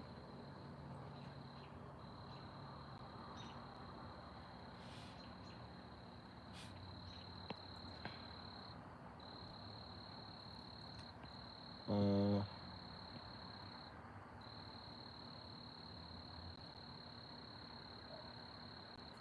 what is the largest ring gap you would use in a street strip car? Depends on the bore.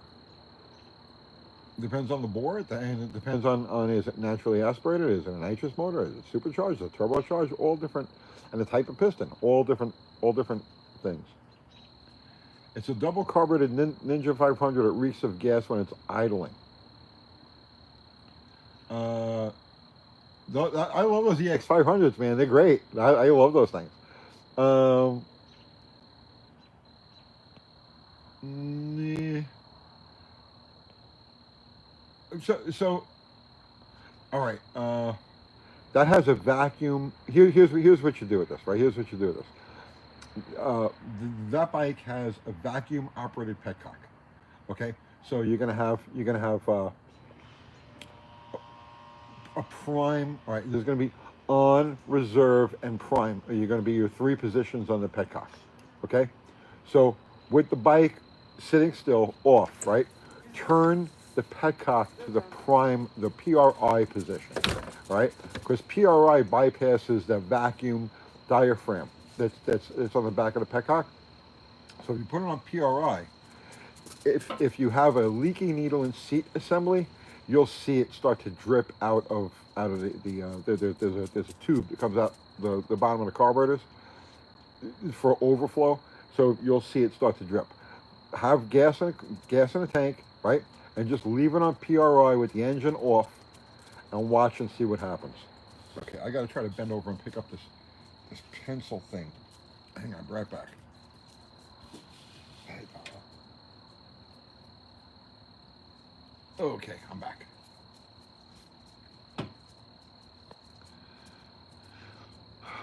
Okay.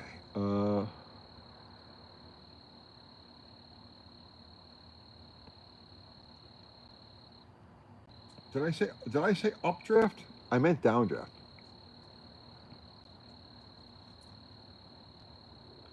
Well, we'd love to see you build a vapor car. It's a waste of time.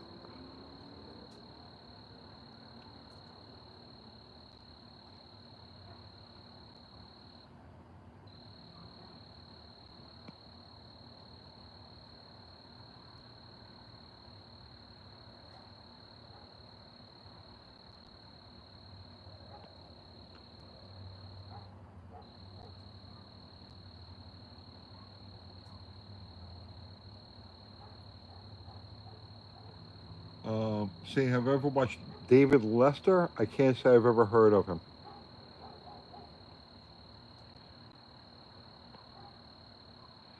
Nicholas R., has you back settled down any, or is that why bending over is an ordeal? Yeah, I screwed it up this morning badly, which is why I'm on here now, because I couldn't go to the shop and do anything. I'm having a hard time even walking right now.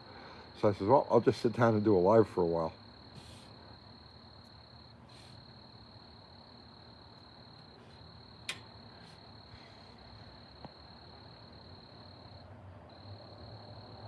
Would a vapor car have less power? Absolutely.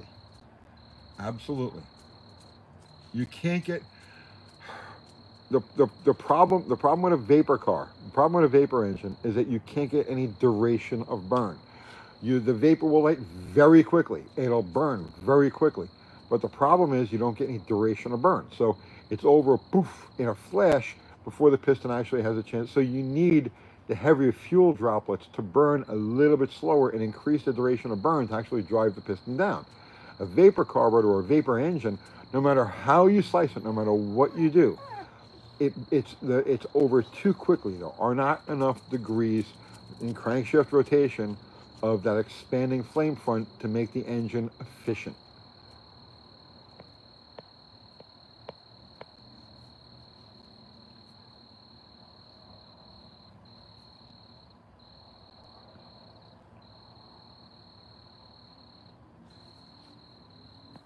Yeah, I don't know anything about the hemp car.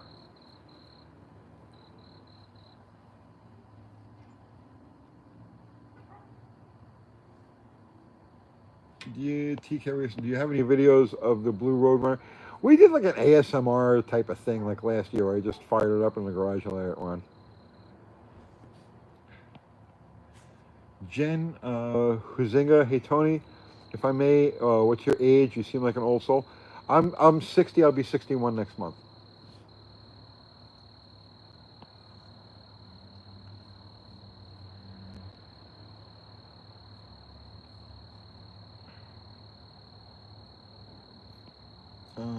Brent McIntyre, flat top flame front versus pop ups. Pop up always interferes with flame front. Always has an effect on flame front.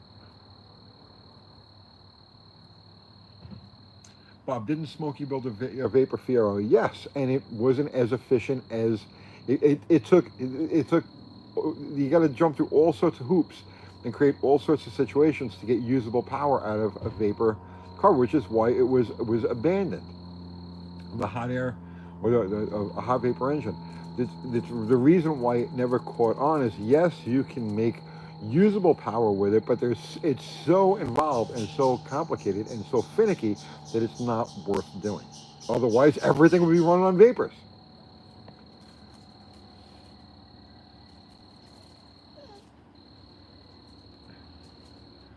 One for the returning. I know it's not your bag, but I ask each year. Any chance of seeing here Carlos here? Probably not. No.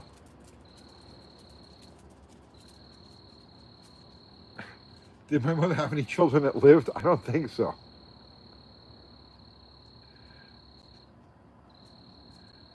Yeah, I'm a Taurus.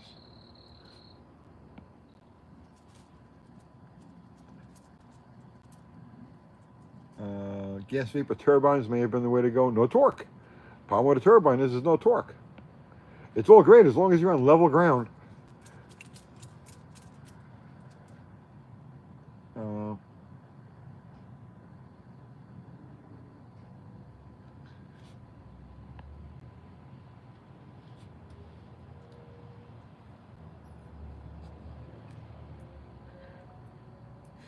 what auto trans is behind the slant? The 904.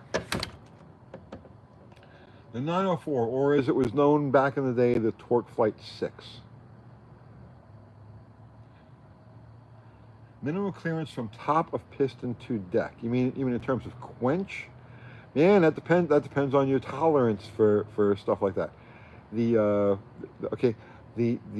old super stock engine builder's wisdom is if the pistons aren't hitting the heads, you're leaving power on the table. So therefore, you want by that logic, you want as little quench clearance as you can get away with. 5 or 6 thousandths of an inch is probably enough to safely to safely account for heating and cooling and stretching, the range. 5-6 thousandths of an inch is probably about the minimum.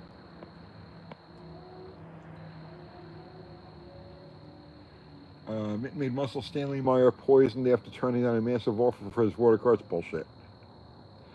The water car is the same thing. The water car is running off of hydrogen. Hydrogen has the same exact effect as a vapor thing.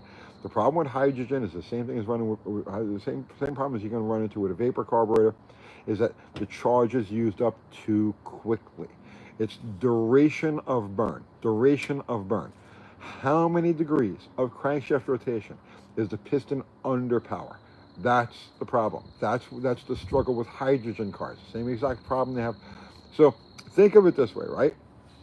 Nitromethane. Everybody knows about nitromethane. Oh, it makes so much power. Why does it make so much power? Because it burns for so many degrees of crankshaft rotation. It's a very slow burning fuel. And so it makes obscene power. Nitrous oxide. When you add nitrous oxide, you're adding gasoline, extra fuel, and you're adding the extra oxygen to burn it in the form of gas. And what does it do? It increases the duration of burn, and you get insane power. Now go think of this the opposite way. I'm going to do this video, I think, tomorrow. Now go the opposite way. And now you're dealing with a vapor or hydrogen situation where this stuff lights extremely quickly, but it has no, let's say, body or volume to it to keep the piston under power past just, let's say, the first 25, 30 degrees after top dead center. It's done. Where gasoline will go to 45, 50 degrees past top dead center. So that's the essential problem. B.S. Tony, he turned down a huge deal for his invention. He was then poisoned. You know what? You can believe any folktale you want to, okay? Believe any folktale you want to. I could tell you listen, I have devoted a big portion of my life to the internal combustion engine, okay? And I could tell you right now, there is no magic, there is no mysteries involved in the internal combustion engine. Anything and everything has been tried. Anything and everything has been worked through. What you see today, out there today, is the highest form or the most efficient form of internal combustion gasoline-powered engines there is. Period. The end. There are no 1,000-mile-per-gallon carburetors. There are no secrets that some doodad inventor came up with in 1938, and then it's been hidden from the world. No, no, no. Sorry, it doesn't work like that.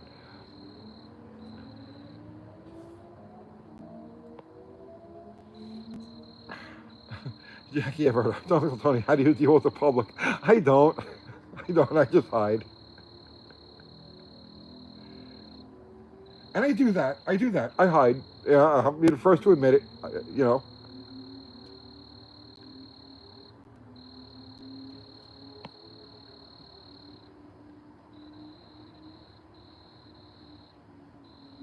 Uh, hey Tony, is there a way to get 90 degrees of crank rotation without nitrous oxide or nitro? Not with gasoline. Or no.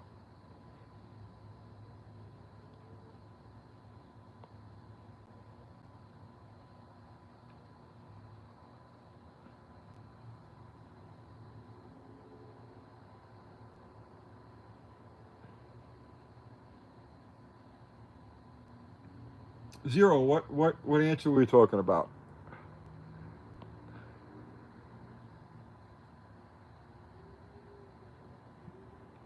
Peter Kovacs. The more I get to know people, the more I like my cars. I like people. I really do. I mean I'm a people person, but I'm not a public people person. Does that make any sense?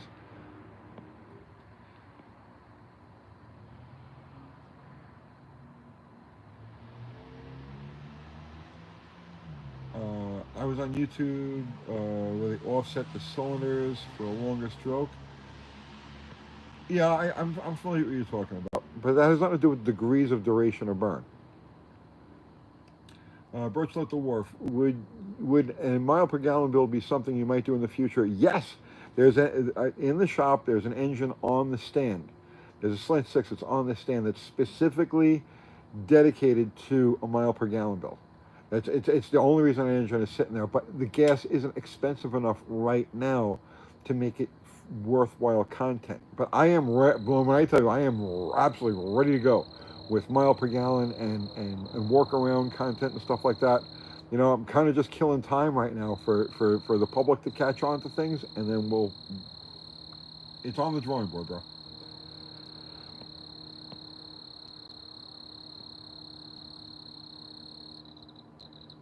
Okay, Mr. B, you should check out any David Straight seminar video on YouTube. He is a major leader in getting us back into common law. You get away from maritime, yeah. It's but you know here's the problem, right? We're into maritime now. We've been since 1872, I think it is. But we're going to have to go to military law before we can go back to common law.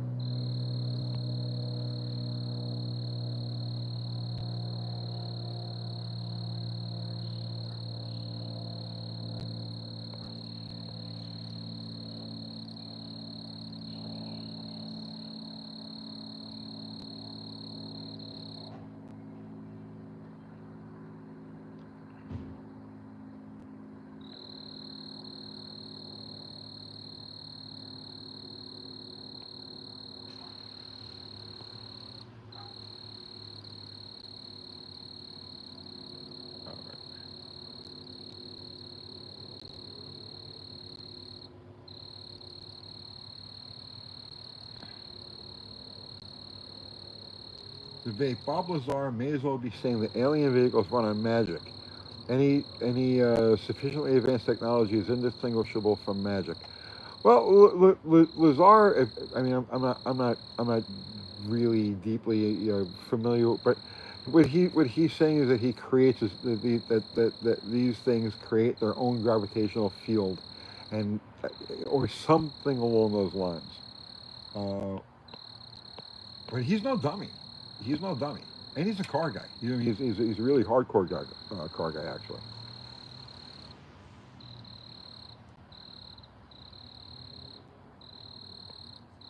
Let's see.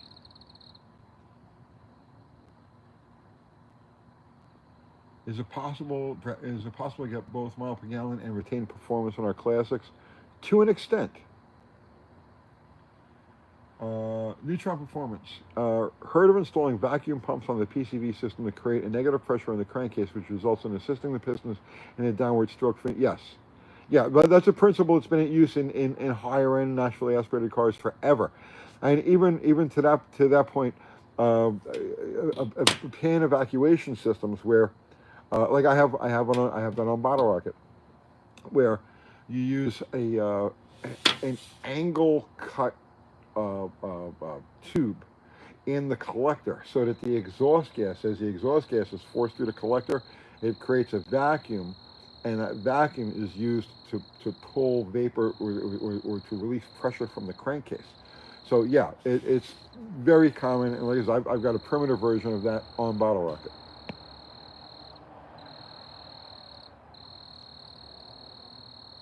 Daryl Hines, your take on synthetic gas? I don't really have one.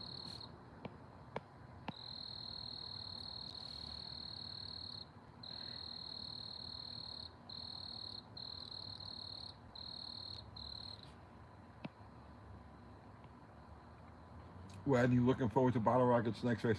I'm glad that car is finally getting some love. I'm glad about that. I mean, I could see where a lot of people were like, oh, this isn't going to work. This is going to be a piece of shit. This ain't going to happen. You know, I knew what it was going to do. I know what it will do in the future. Trust me when I tell you, that car has a lot. I mean, when I tell you that car has a lot left in it, I mean, it has a real lot left in it. But I'm glad, I'm glad the car is finally starting to get a little love. You know, because I've loved it all along. Even though she's tortured me, she's put me through a lot. Okay, but I knew the potential in the car. I knew she was gonna. I know it's nice to see that car starting to get some love.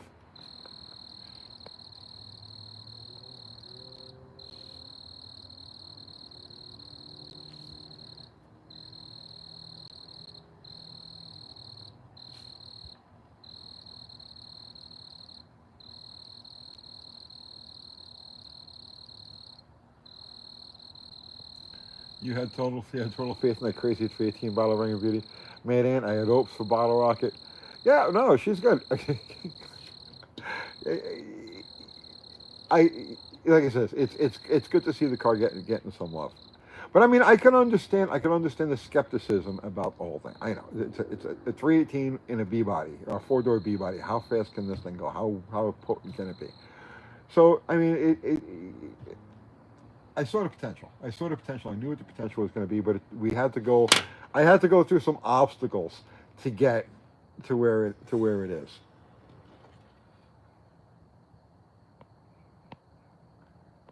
Uh, is this the record for the longest UTG stream? No. When I first started this channel, we were doing some marathons, man. We did a fundraiser for Kino's Animal Sanctuary. When I don't know, I guess we were rolling into it for about a year, and it was like 12 or 18 hours. Um, that one. That was fun. And then I was going to do a 24-hour New Year's thing in 2020, and I had at that time I had the Rona. I had like the first round of the Rona, and so I went about 11 hours before I lost my voice completely. But we haven't really even tried to do anything like that since then.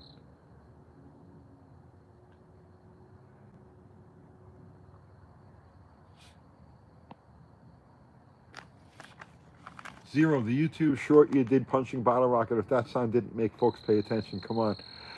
Oh, did you read the comments on it? Oh, it's slow. Look at the trees going in the background.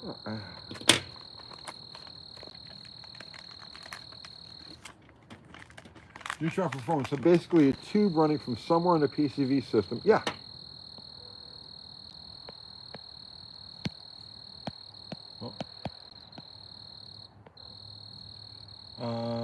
To the exhaust. So the exhaust scavenging applies vacuum to the. Yes.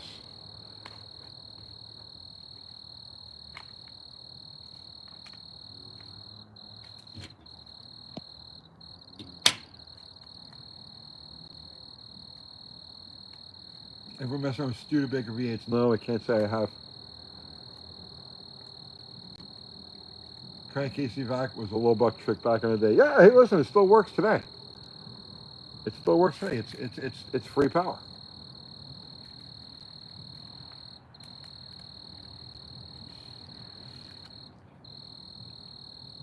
Uh, Michael Benelli, is your love for driving, racing back? Not really. Not really.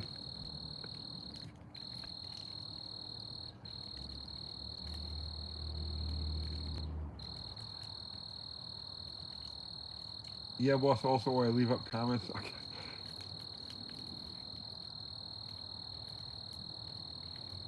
Me Machine is on the street cars. Is there a noticeable difference between yes, between manual and up? Yeah, a manual always feels more solid, more direct. You know, kind of violent. But the automatic is the fast way to the finish line.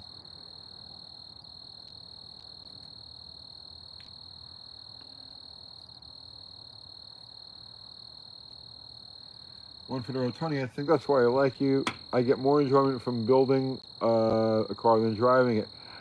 Yeah, I mean, I listen. My my attraction to the car, my attraction to cars is about the mechanics of it. I enjoy the mechanics of it, and I enjoy drag racing because it is such an exacting, you know, it's such a specific thing. That's extremely complicated, extremely challenging, and I like that all different. Every car is different. Every class is different. So it's like there's just so much to it. The thing about drag racing, what I love about drag racing is that no matter how long you do it, and what aspects of it you study or you work with or anything like that, there's always more. There's always a new twist to it, and it always keeps you thinking. It always keeps you, you know what I mean? And that's what I like about it. You know, if I live to be 1,000 years old and I never actually go to a drag strip again, it'd be too soon. And I've had my fill of all of that, but I like the challenge of working with the bits and pieces, and you know what I mean.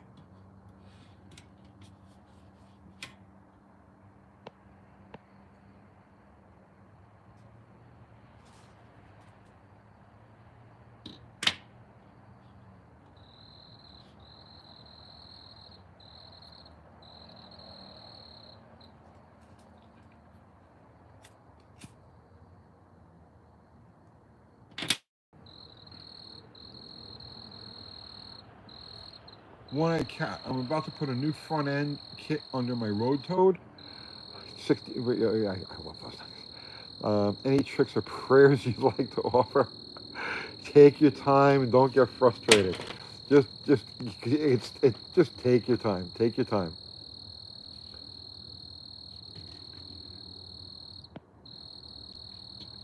So, all right, I'll give you one tip. I'll give you one tip, right? I think you'll find useful. Pulling the torsion, getting the torsion bars out is a pain, right? Especially if you've been in there for a long time. The torsion bars been seated in place for the last 60 years. They don't like to come out, right? So, um, here's what you do with this. Okay, here's what you do with this. Undo the nut at the front. So at the front of the K-frame, you got the nut that the low control and pivot pin is at, right? To remove the torsion bar, go to the back of the torsion bar. There's a little C-clip. You can actually pull it out with fingers. You don't even need a tool for it. But there's like a little thin wire C-clip. Take that out, right? And then don't try to remove the torsion bar itself.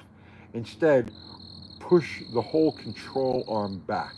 Get a pinch bar in there between the control arm and the K-frame after you've loosened that nut at the front, and just keep working it back and forth, work it back and forth, work it back and forth. Take a hammer and just shock the lower control arm a few times, and then work it back and forth, back and forth, back and forth. Hammer, hammer, hammer, work it back, and the torsion bar will just pop out the back. You know, it definitely it works better than they have torsion bar removing tools. But trust me when I tell you, the way I'm telling you to do it is the easiest way.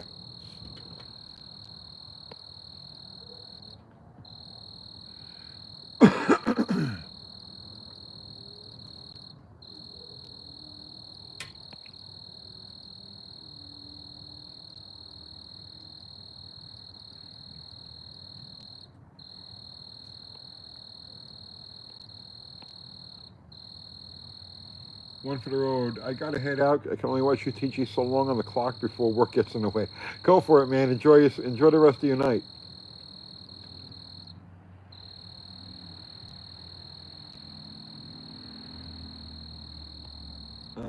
Travis Moore, I think Joseph Papp had an engine that used plasma ignition, though some things that use chlorine gas to expand driving a piston. I don't know. Here's the thing, right? Um, with ignition systems, it is easy to go too far with an ignition system. Too much of an ignition system starts to work against you. The only reason that they went to, let's say, the HEI type of ignitions was to increase the spark plug gaps to light the leaner mixtures that were starting to become prevalent in the 1970s. And that's why they needed to upgrade the voltage. And they went to the 40, 50,000 volt HEI type systems. But you reach a point where the spark becomes so hot that it eats more fuel during the initial lighting, that fuel is needed for the duration of burn. So you actually want as little ignition as you can get away with. The less ignition, the less heat that the spark plug generates uh, in that instant that it lights the mixture, the less heat that it generates, the more fuel in the chamber is left over to push the piston downward. So you reach a point where you have to keep an engine happy. You have to fatten it up to the point. So you go too much ignition, now you start to run into a hot situation, and then you need to add fuel to it only to counteract the extra heat from the ignition and maintain the same power of the piston being driven down. Does that make any sense?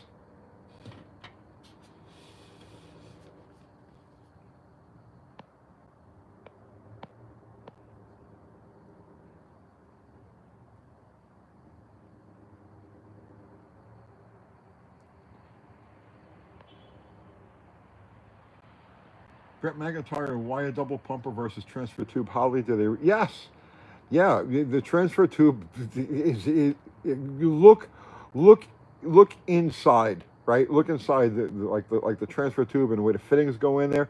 No, you can't get a sufficient volume of fuel through that to keep. Yeah, trust me, double pumper.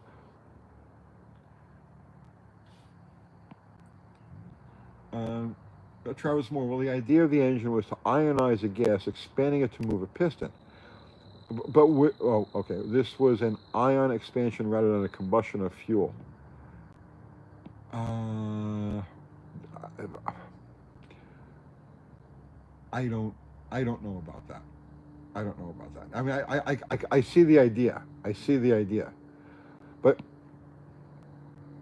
you need a slower. When I say slow, it's all relative. Okay, so let's just say, for example, you were to here's a perfect example.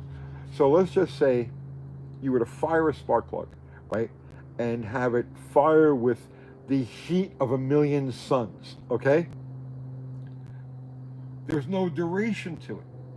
So yeah, that heat is there, and it's an instant blast. It's crazy, right? But there's no duration. There's no follow through to it, and an internal combustion engine operates on the principle of follow through. Okay, the spark plug lights the mixture. The mixture expands across the head of the piston, and once it's done expanding and it reaches its thermal barrier, its thermal barriers, it's not going to expand any further outward. Then it starts expanding downward. And the longer that expansion, that downward expansion, it lasts, the more power the engine makes. So all of these things about fucking flashing crazy heat or vapor or plasma, whatever you want, at that moment of ignition, there is no follow through to it. And the internal combustion engine, as we know it, as we use it, is a follow through engine. Okay, does that make any sense? There has to be follow through past the point of ignition.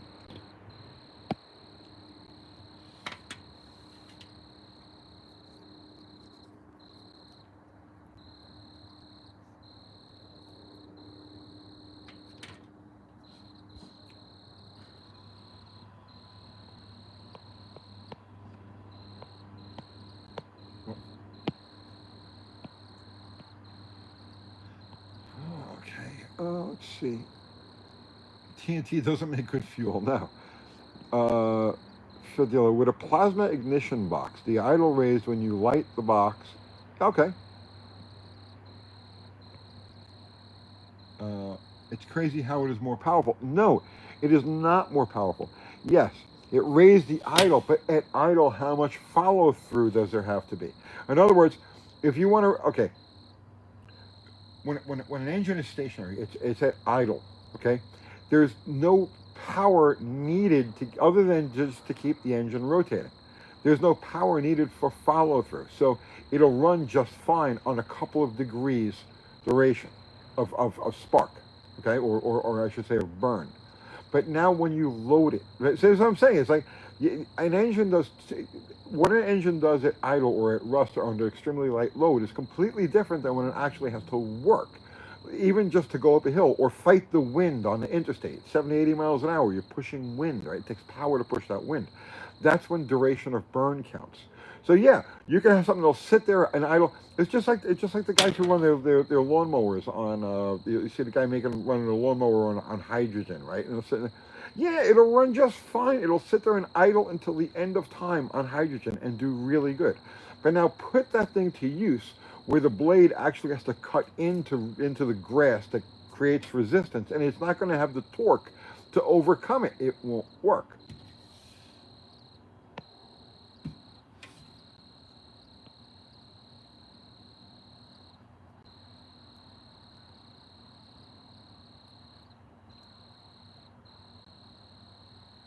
Multiple spark gives you follow through. No, multiple spark is a crutch.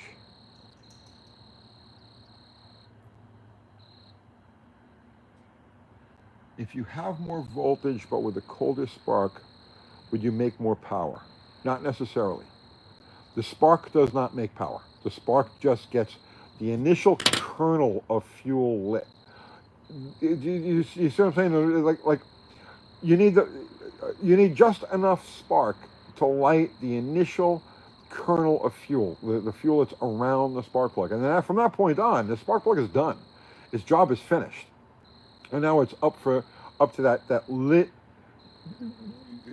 kernel of combustion to spread across the chamber and create the downward movement on the piston. This spark plug doesn't do anything except shouldn't do anything except create that initial light. The reason why people use MSDs is because it's a crutch. What happens is you go with a big cam with low manifold vacuum. You end up with a carburetor that you've got to open the blades way up. You're into the transfer slots and shit before it'll run. So they tend to be fat. They tend to be very sloppy. So people use an MSD to clean up that fat, sloppy, low-speed mixture. The MSD stops being an MSD over like 3,000 or 3,500 RPM. It becomes a single spark. The MSD is simply a crutch.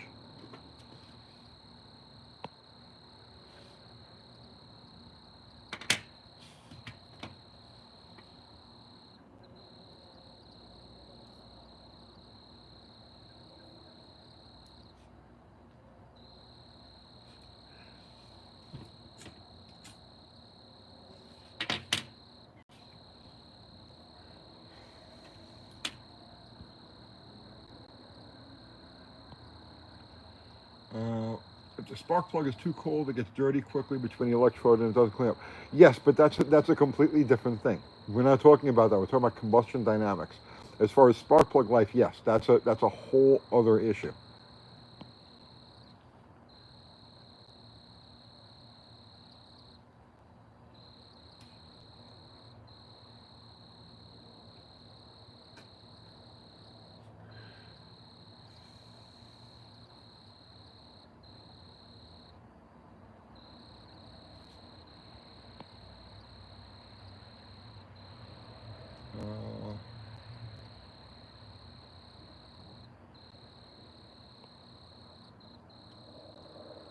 I learned the 67 RT too.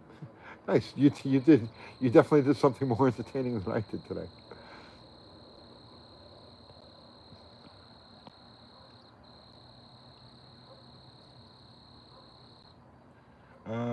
Mean Machine, how much power does something like the old Ford T-Bolt headlight induction make? It's a good, efficient way to get. How much power does it? It's hard to say. It's hard to say. I don't know. I don't know. Um, but it is a good system. There's no question about it. It is a good system.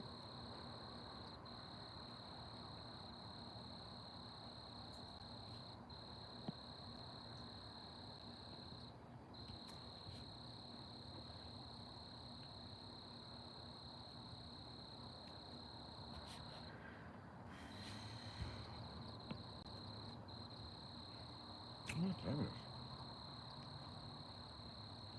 Oh my God! It's 10 o'clock. 10 o'clock here. I didn't realize it was so late. Been on for a while.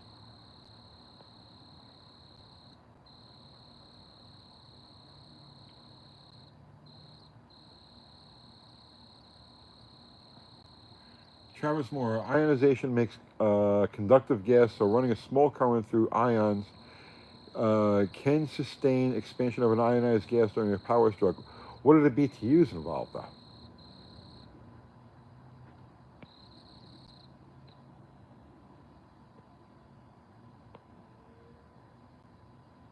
Kim, what are you saying? Would a 318 Magnum 2001 make more power with a carb than the factory computer controls are the same? Probably, yeah. Overall, you'd make more power with it. You give away some bottom end torque because that beer keg manifold, those long runners, that makes a lot of bottom end torque. But you would definitely pick up more overall power with a carburetor.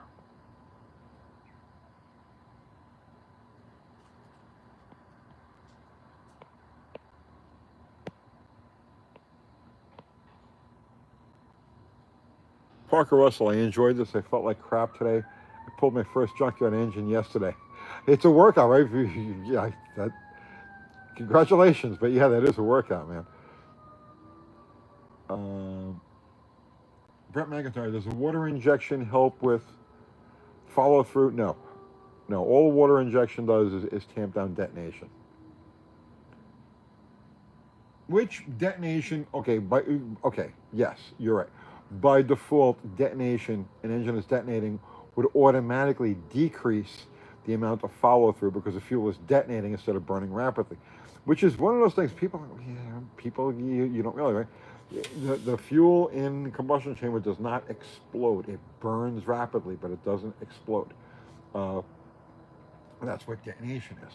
So the whole purpose of fuel of water injection is to keep detonation from happening. So therefore, by default, it would increase the duration of burn and therefore make power. But that's not its specific. That's not its specific mission.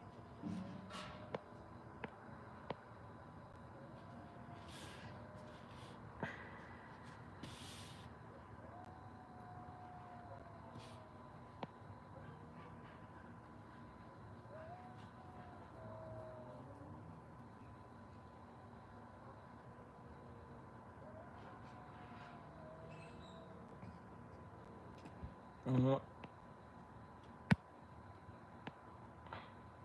Uncle Tony, what are your tech tips to survive the BRICS nations reckoning the U.S. dollar? You've heard of Operation Sandman, I assume, right? Um, we're gonna go into that. I am going to do a live specifically on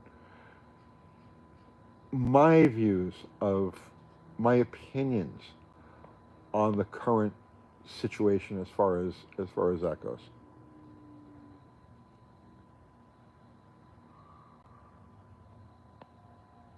Hello, Kidda.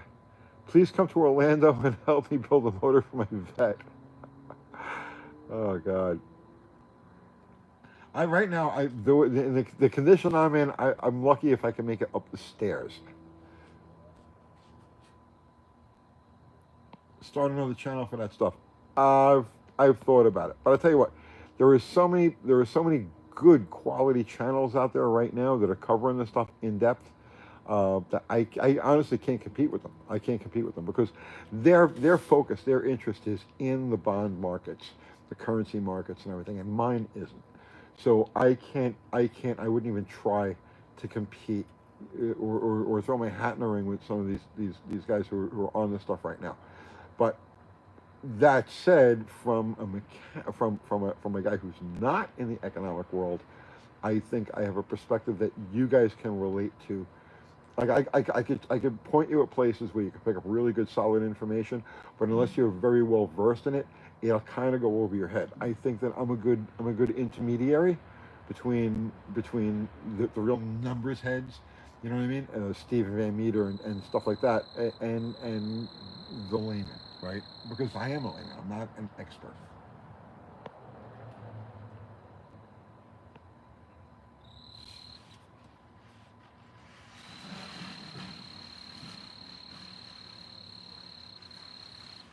Oh, you've never heard of Operation Sandman?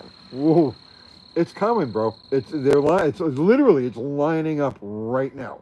It's lining up right now.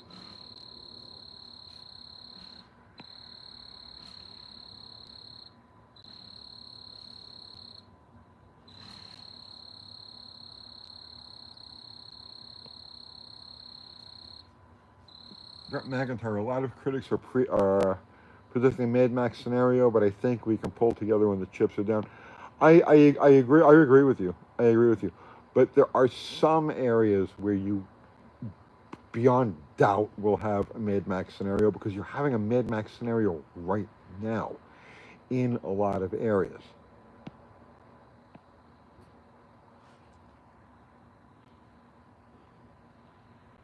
Ninja and Bravo.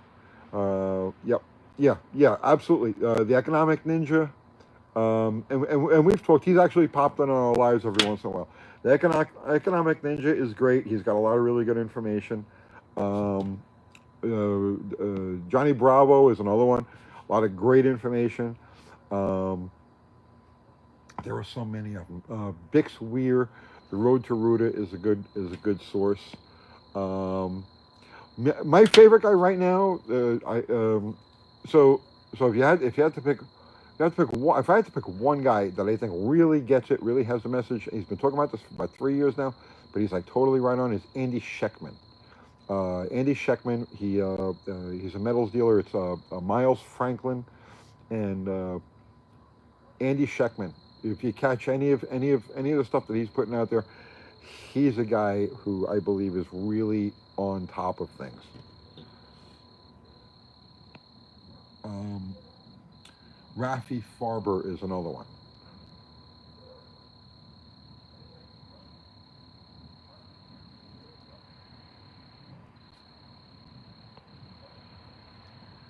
Bushel at the Wharf. Yeah, Andy Scheckman and Rafi Farber.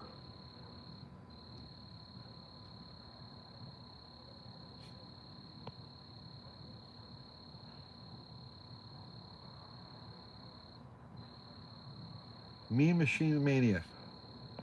Is it is it bad that I'm a little hyped for the crash? Time to shake things up and get into markets we could never penetrate before. Mean Machine Mania, you and me are coming from exactly the same place. Exactly the same place. The opportunities, that are in the process of evolving are just off the chain, off the chain. Gregory Manarino, yeah, I'm sorry, I didn't mention Gregory Manarino. I don't know why.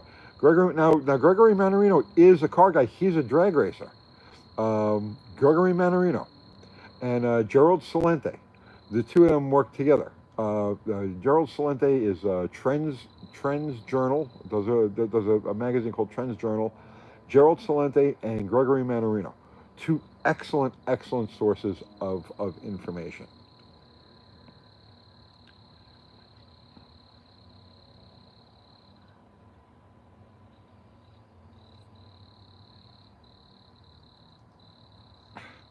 Kim, will you be buying a new UTG World headquarters on the commercial real estate dip?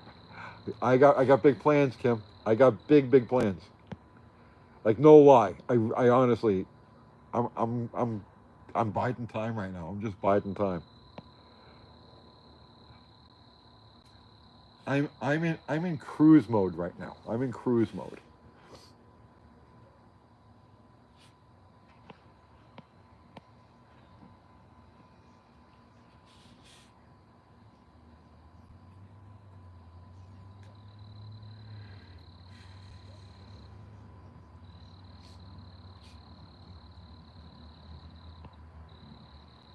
but the Mopar man, Charles Manson, but the government would never do anything to hurt us. Yeah.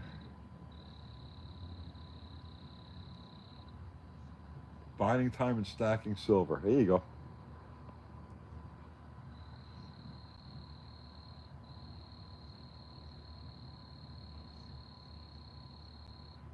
Minton Made Muslim. I want to buy an abandoned airstrip and do private, no business name drag racing. Yeah.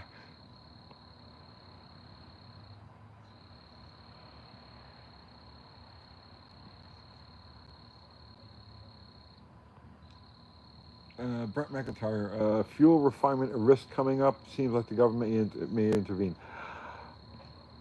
I do not believe. I do not believe that the current government structure, as we've always known it, will be effective for more than just a couple of months into the.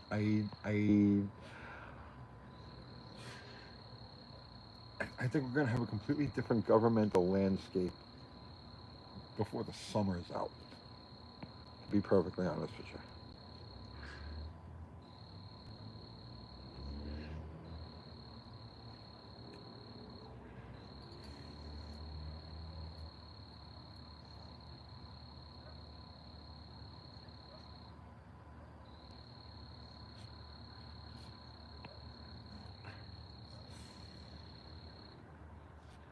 Jeremy Talcott, I'm looking to move to Tennessee area, or any area recommendations? Well, I mean, honestly, Middle Tennessee, where like the general region where I am, any place, you cannot go wrong. Any place between Cookeville and Chattanooga. Okay, so Cookeville to the north, Chattanooga to the south, the whole Middle Tennessee region is my pick. There's West Tennessee's a little not so hot. West Tennessee is not so hot. East Tennessee is hit and miss. There's a lot of nice areas. There's a lot of so-so, but the region that I'm in between Cookeville and Chattanooga, or like the general Nashville area, you can't go wrong. You literally cannot go wrong.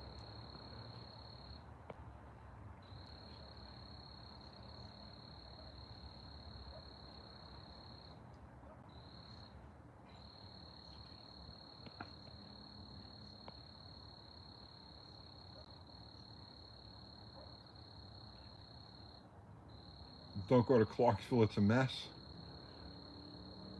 Uh,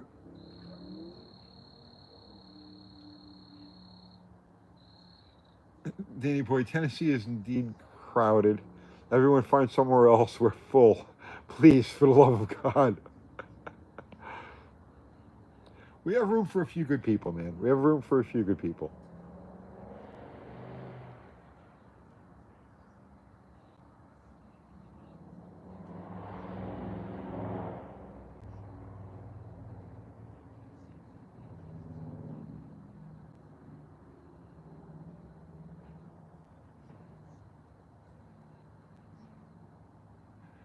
Uh, Kim, you're not impressed with Clarksville so far. Still far better than Pittsburgh. Yeah.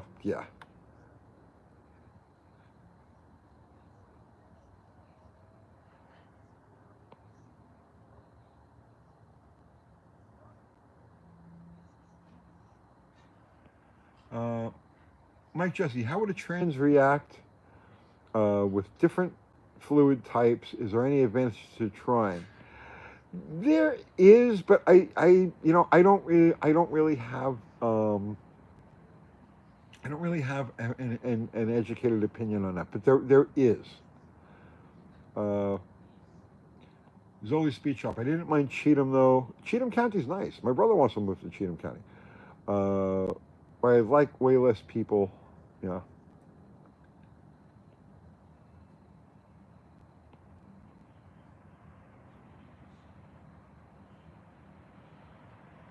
You won't be showing up anywhere with California plates.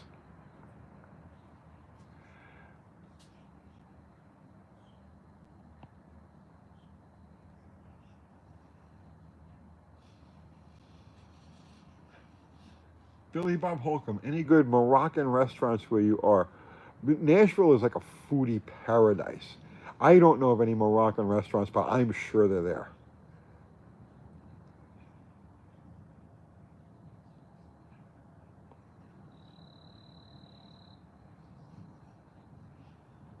Um, can you explain, Jamie Eastman? Can you explain the late '70s, early '80s lean burn system? No, no. Charlie, you'll be in Nashville the beginning of July. Oh, I mean, bro, we got to hook up, man. We definitely got to hook up. What are you coming down here for?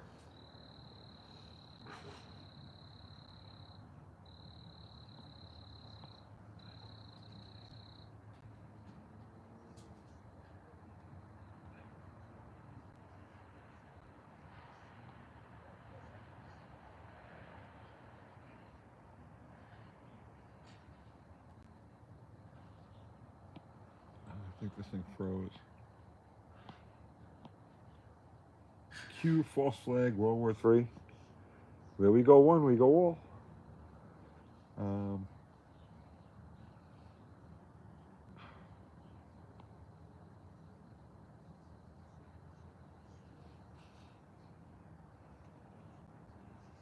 Mitch Adams, you got a Hayabusa.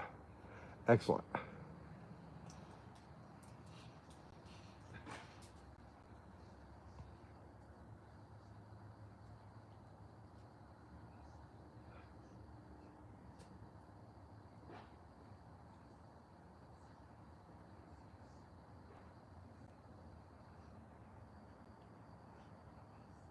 It's moonshine making time. Get them custom carb kits out, right? E85 carbs are going to take on a whole new value, right? Oh, your family lives in Nashville? I didn't know that.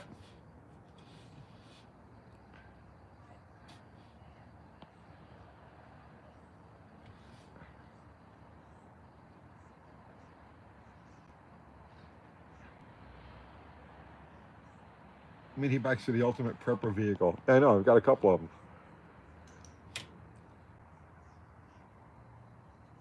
So, all right, guys, I'm gonna. Here comes Kathy. Yeah. I didn't realize what time it was. And I looked at it. All right, so guys, I'm gonna call it a night. This was fun hanging out. I gotta call it a night. I'm gonna get me some sleep and hopefully be able to walk a little bit tomorrow. I'm a mess. The back is just a total mess. So, at any rate, Ari and Fubar. There's Ari. Zero and Fubar here. I didn't see Ari, although Ari is always here in spirit.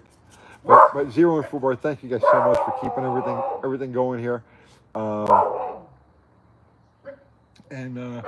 said, like I said, I had to do something. I can't just sit around and do nothing. So if I can't be at the shop working, I'll be here doing this. So thanks for hanging out tonight. I am definitely going to do. We're going to do a live where I want to talk about metals and monetary situations that are going on. We'll do that relatively soon. But in the meantime, though, Maggie, shut up, it's late. So Sunday night, our usual Sunday Night Live, 7 o'clock, we'll be on, and man, I guess that's it. I don't know how to. Hey, Kat, I don't know how to shut this thing off. Wait, okay, so we're gonna have to hang out for a minute while I figure out how to shut this off. Oh, jeez.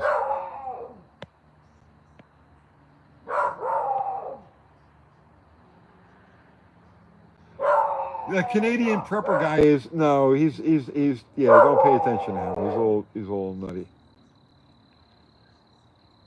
Okay. All right. So I don't know how to shut this.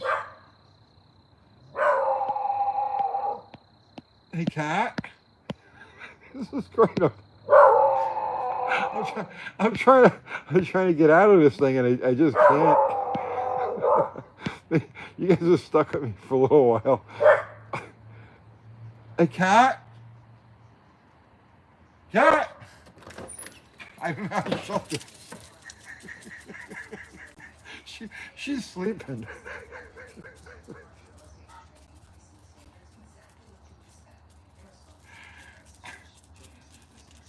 Here she comes. I have no idea how to escape this. With that, it's okay. All right, guys.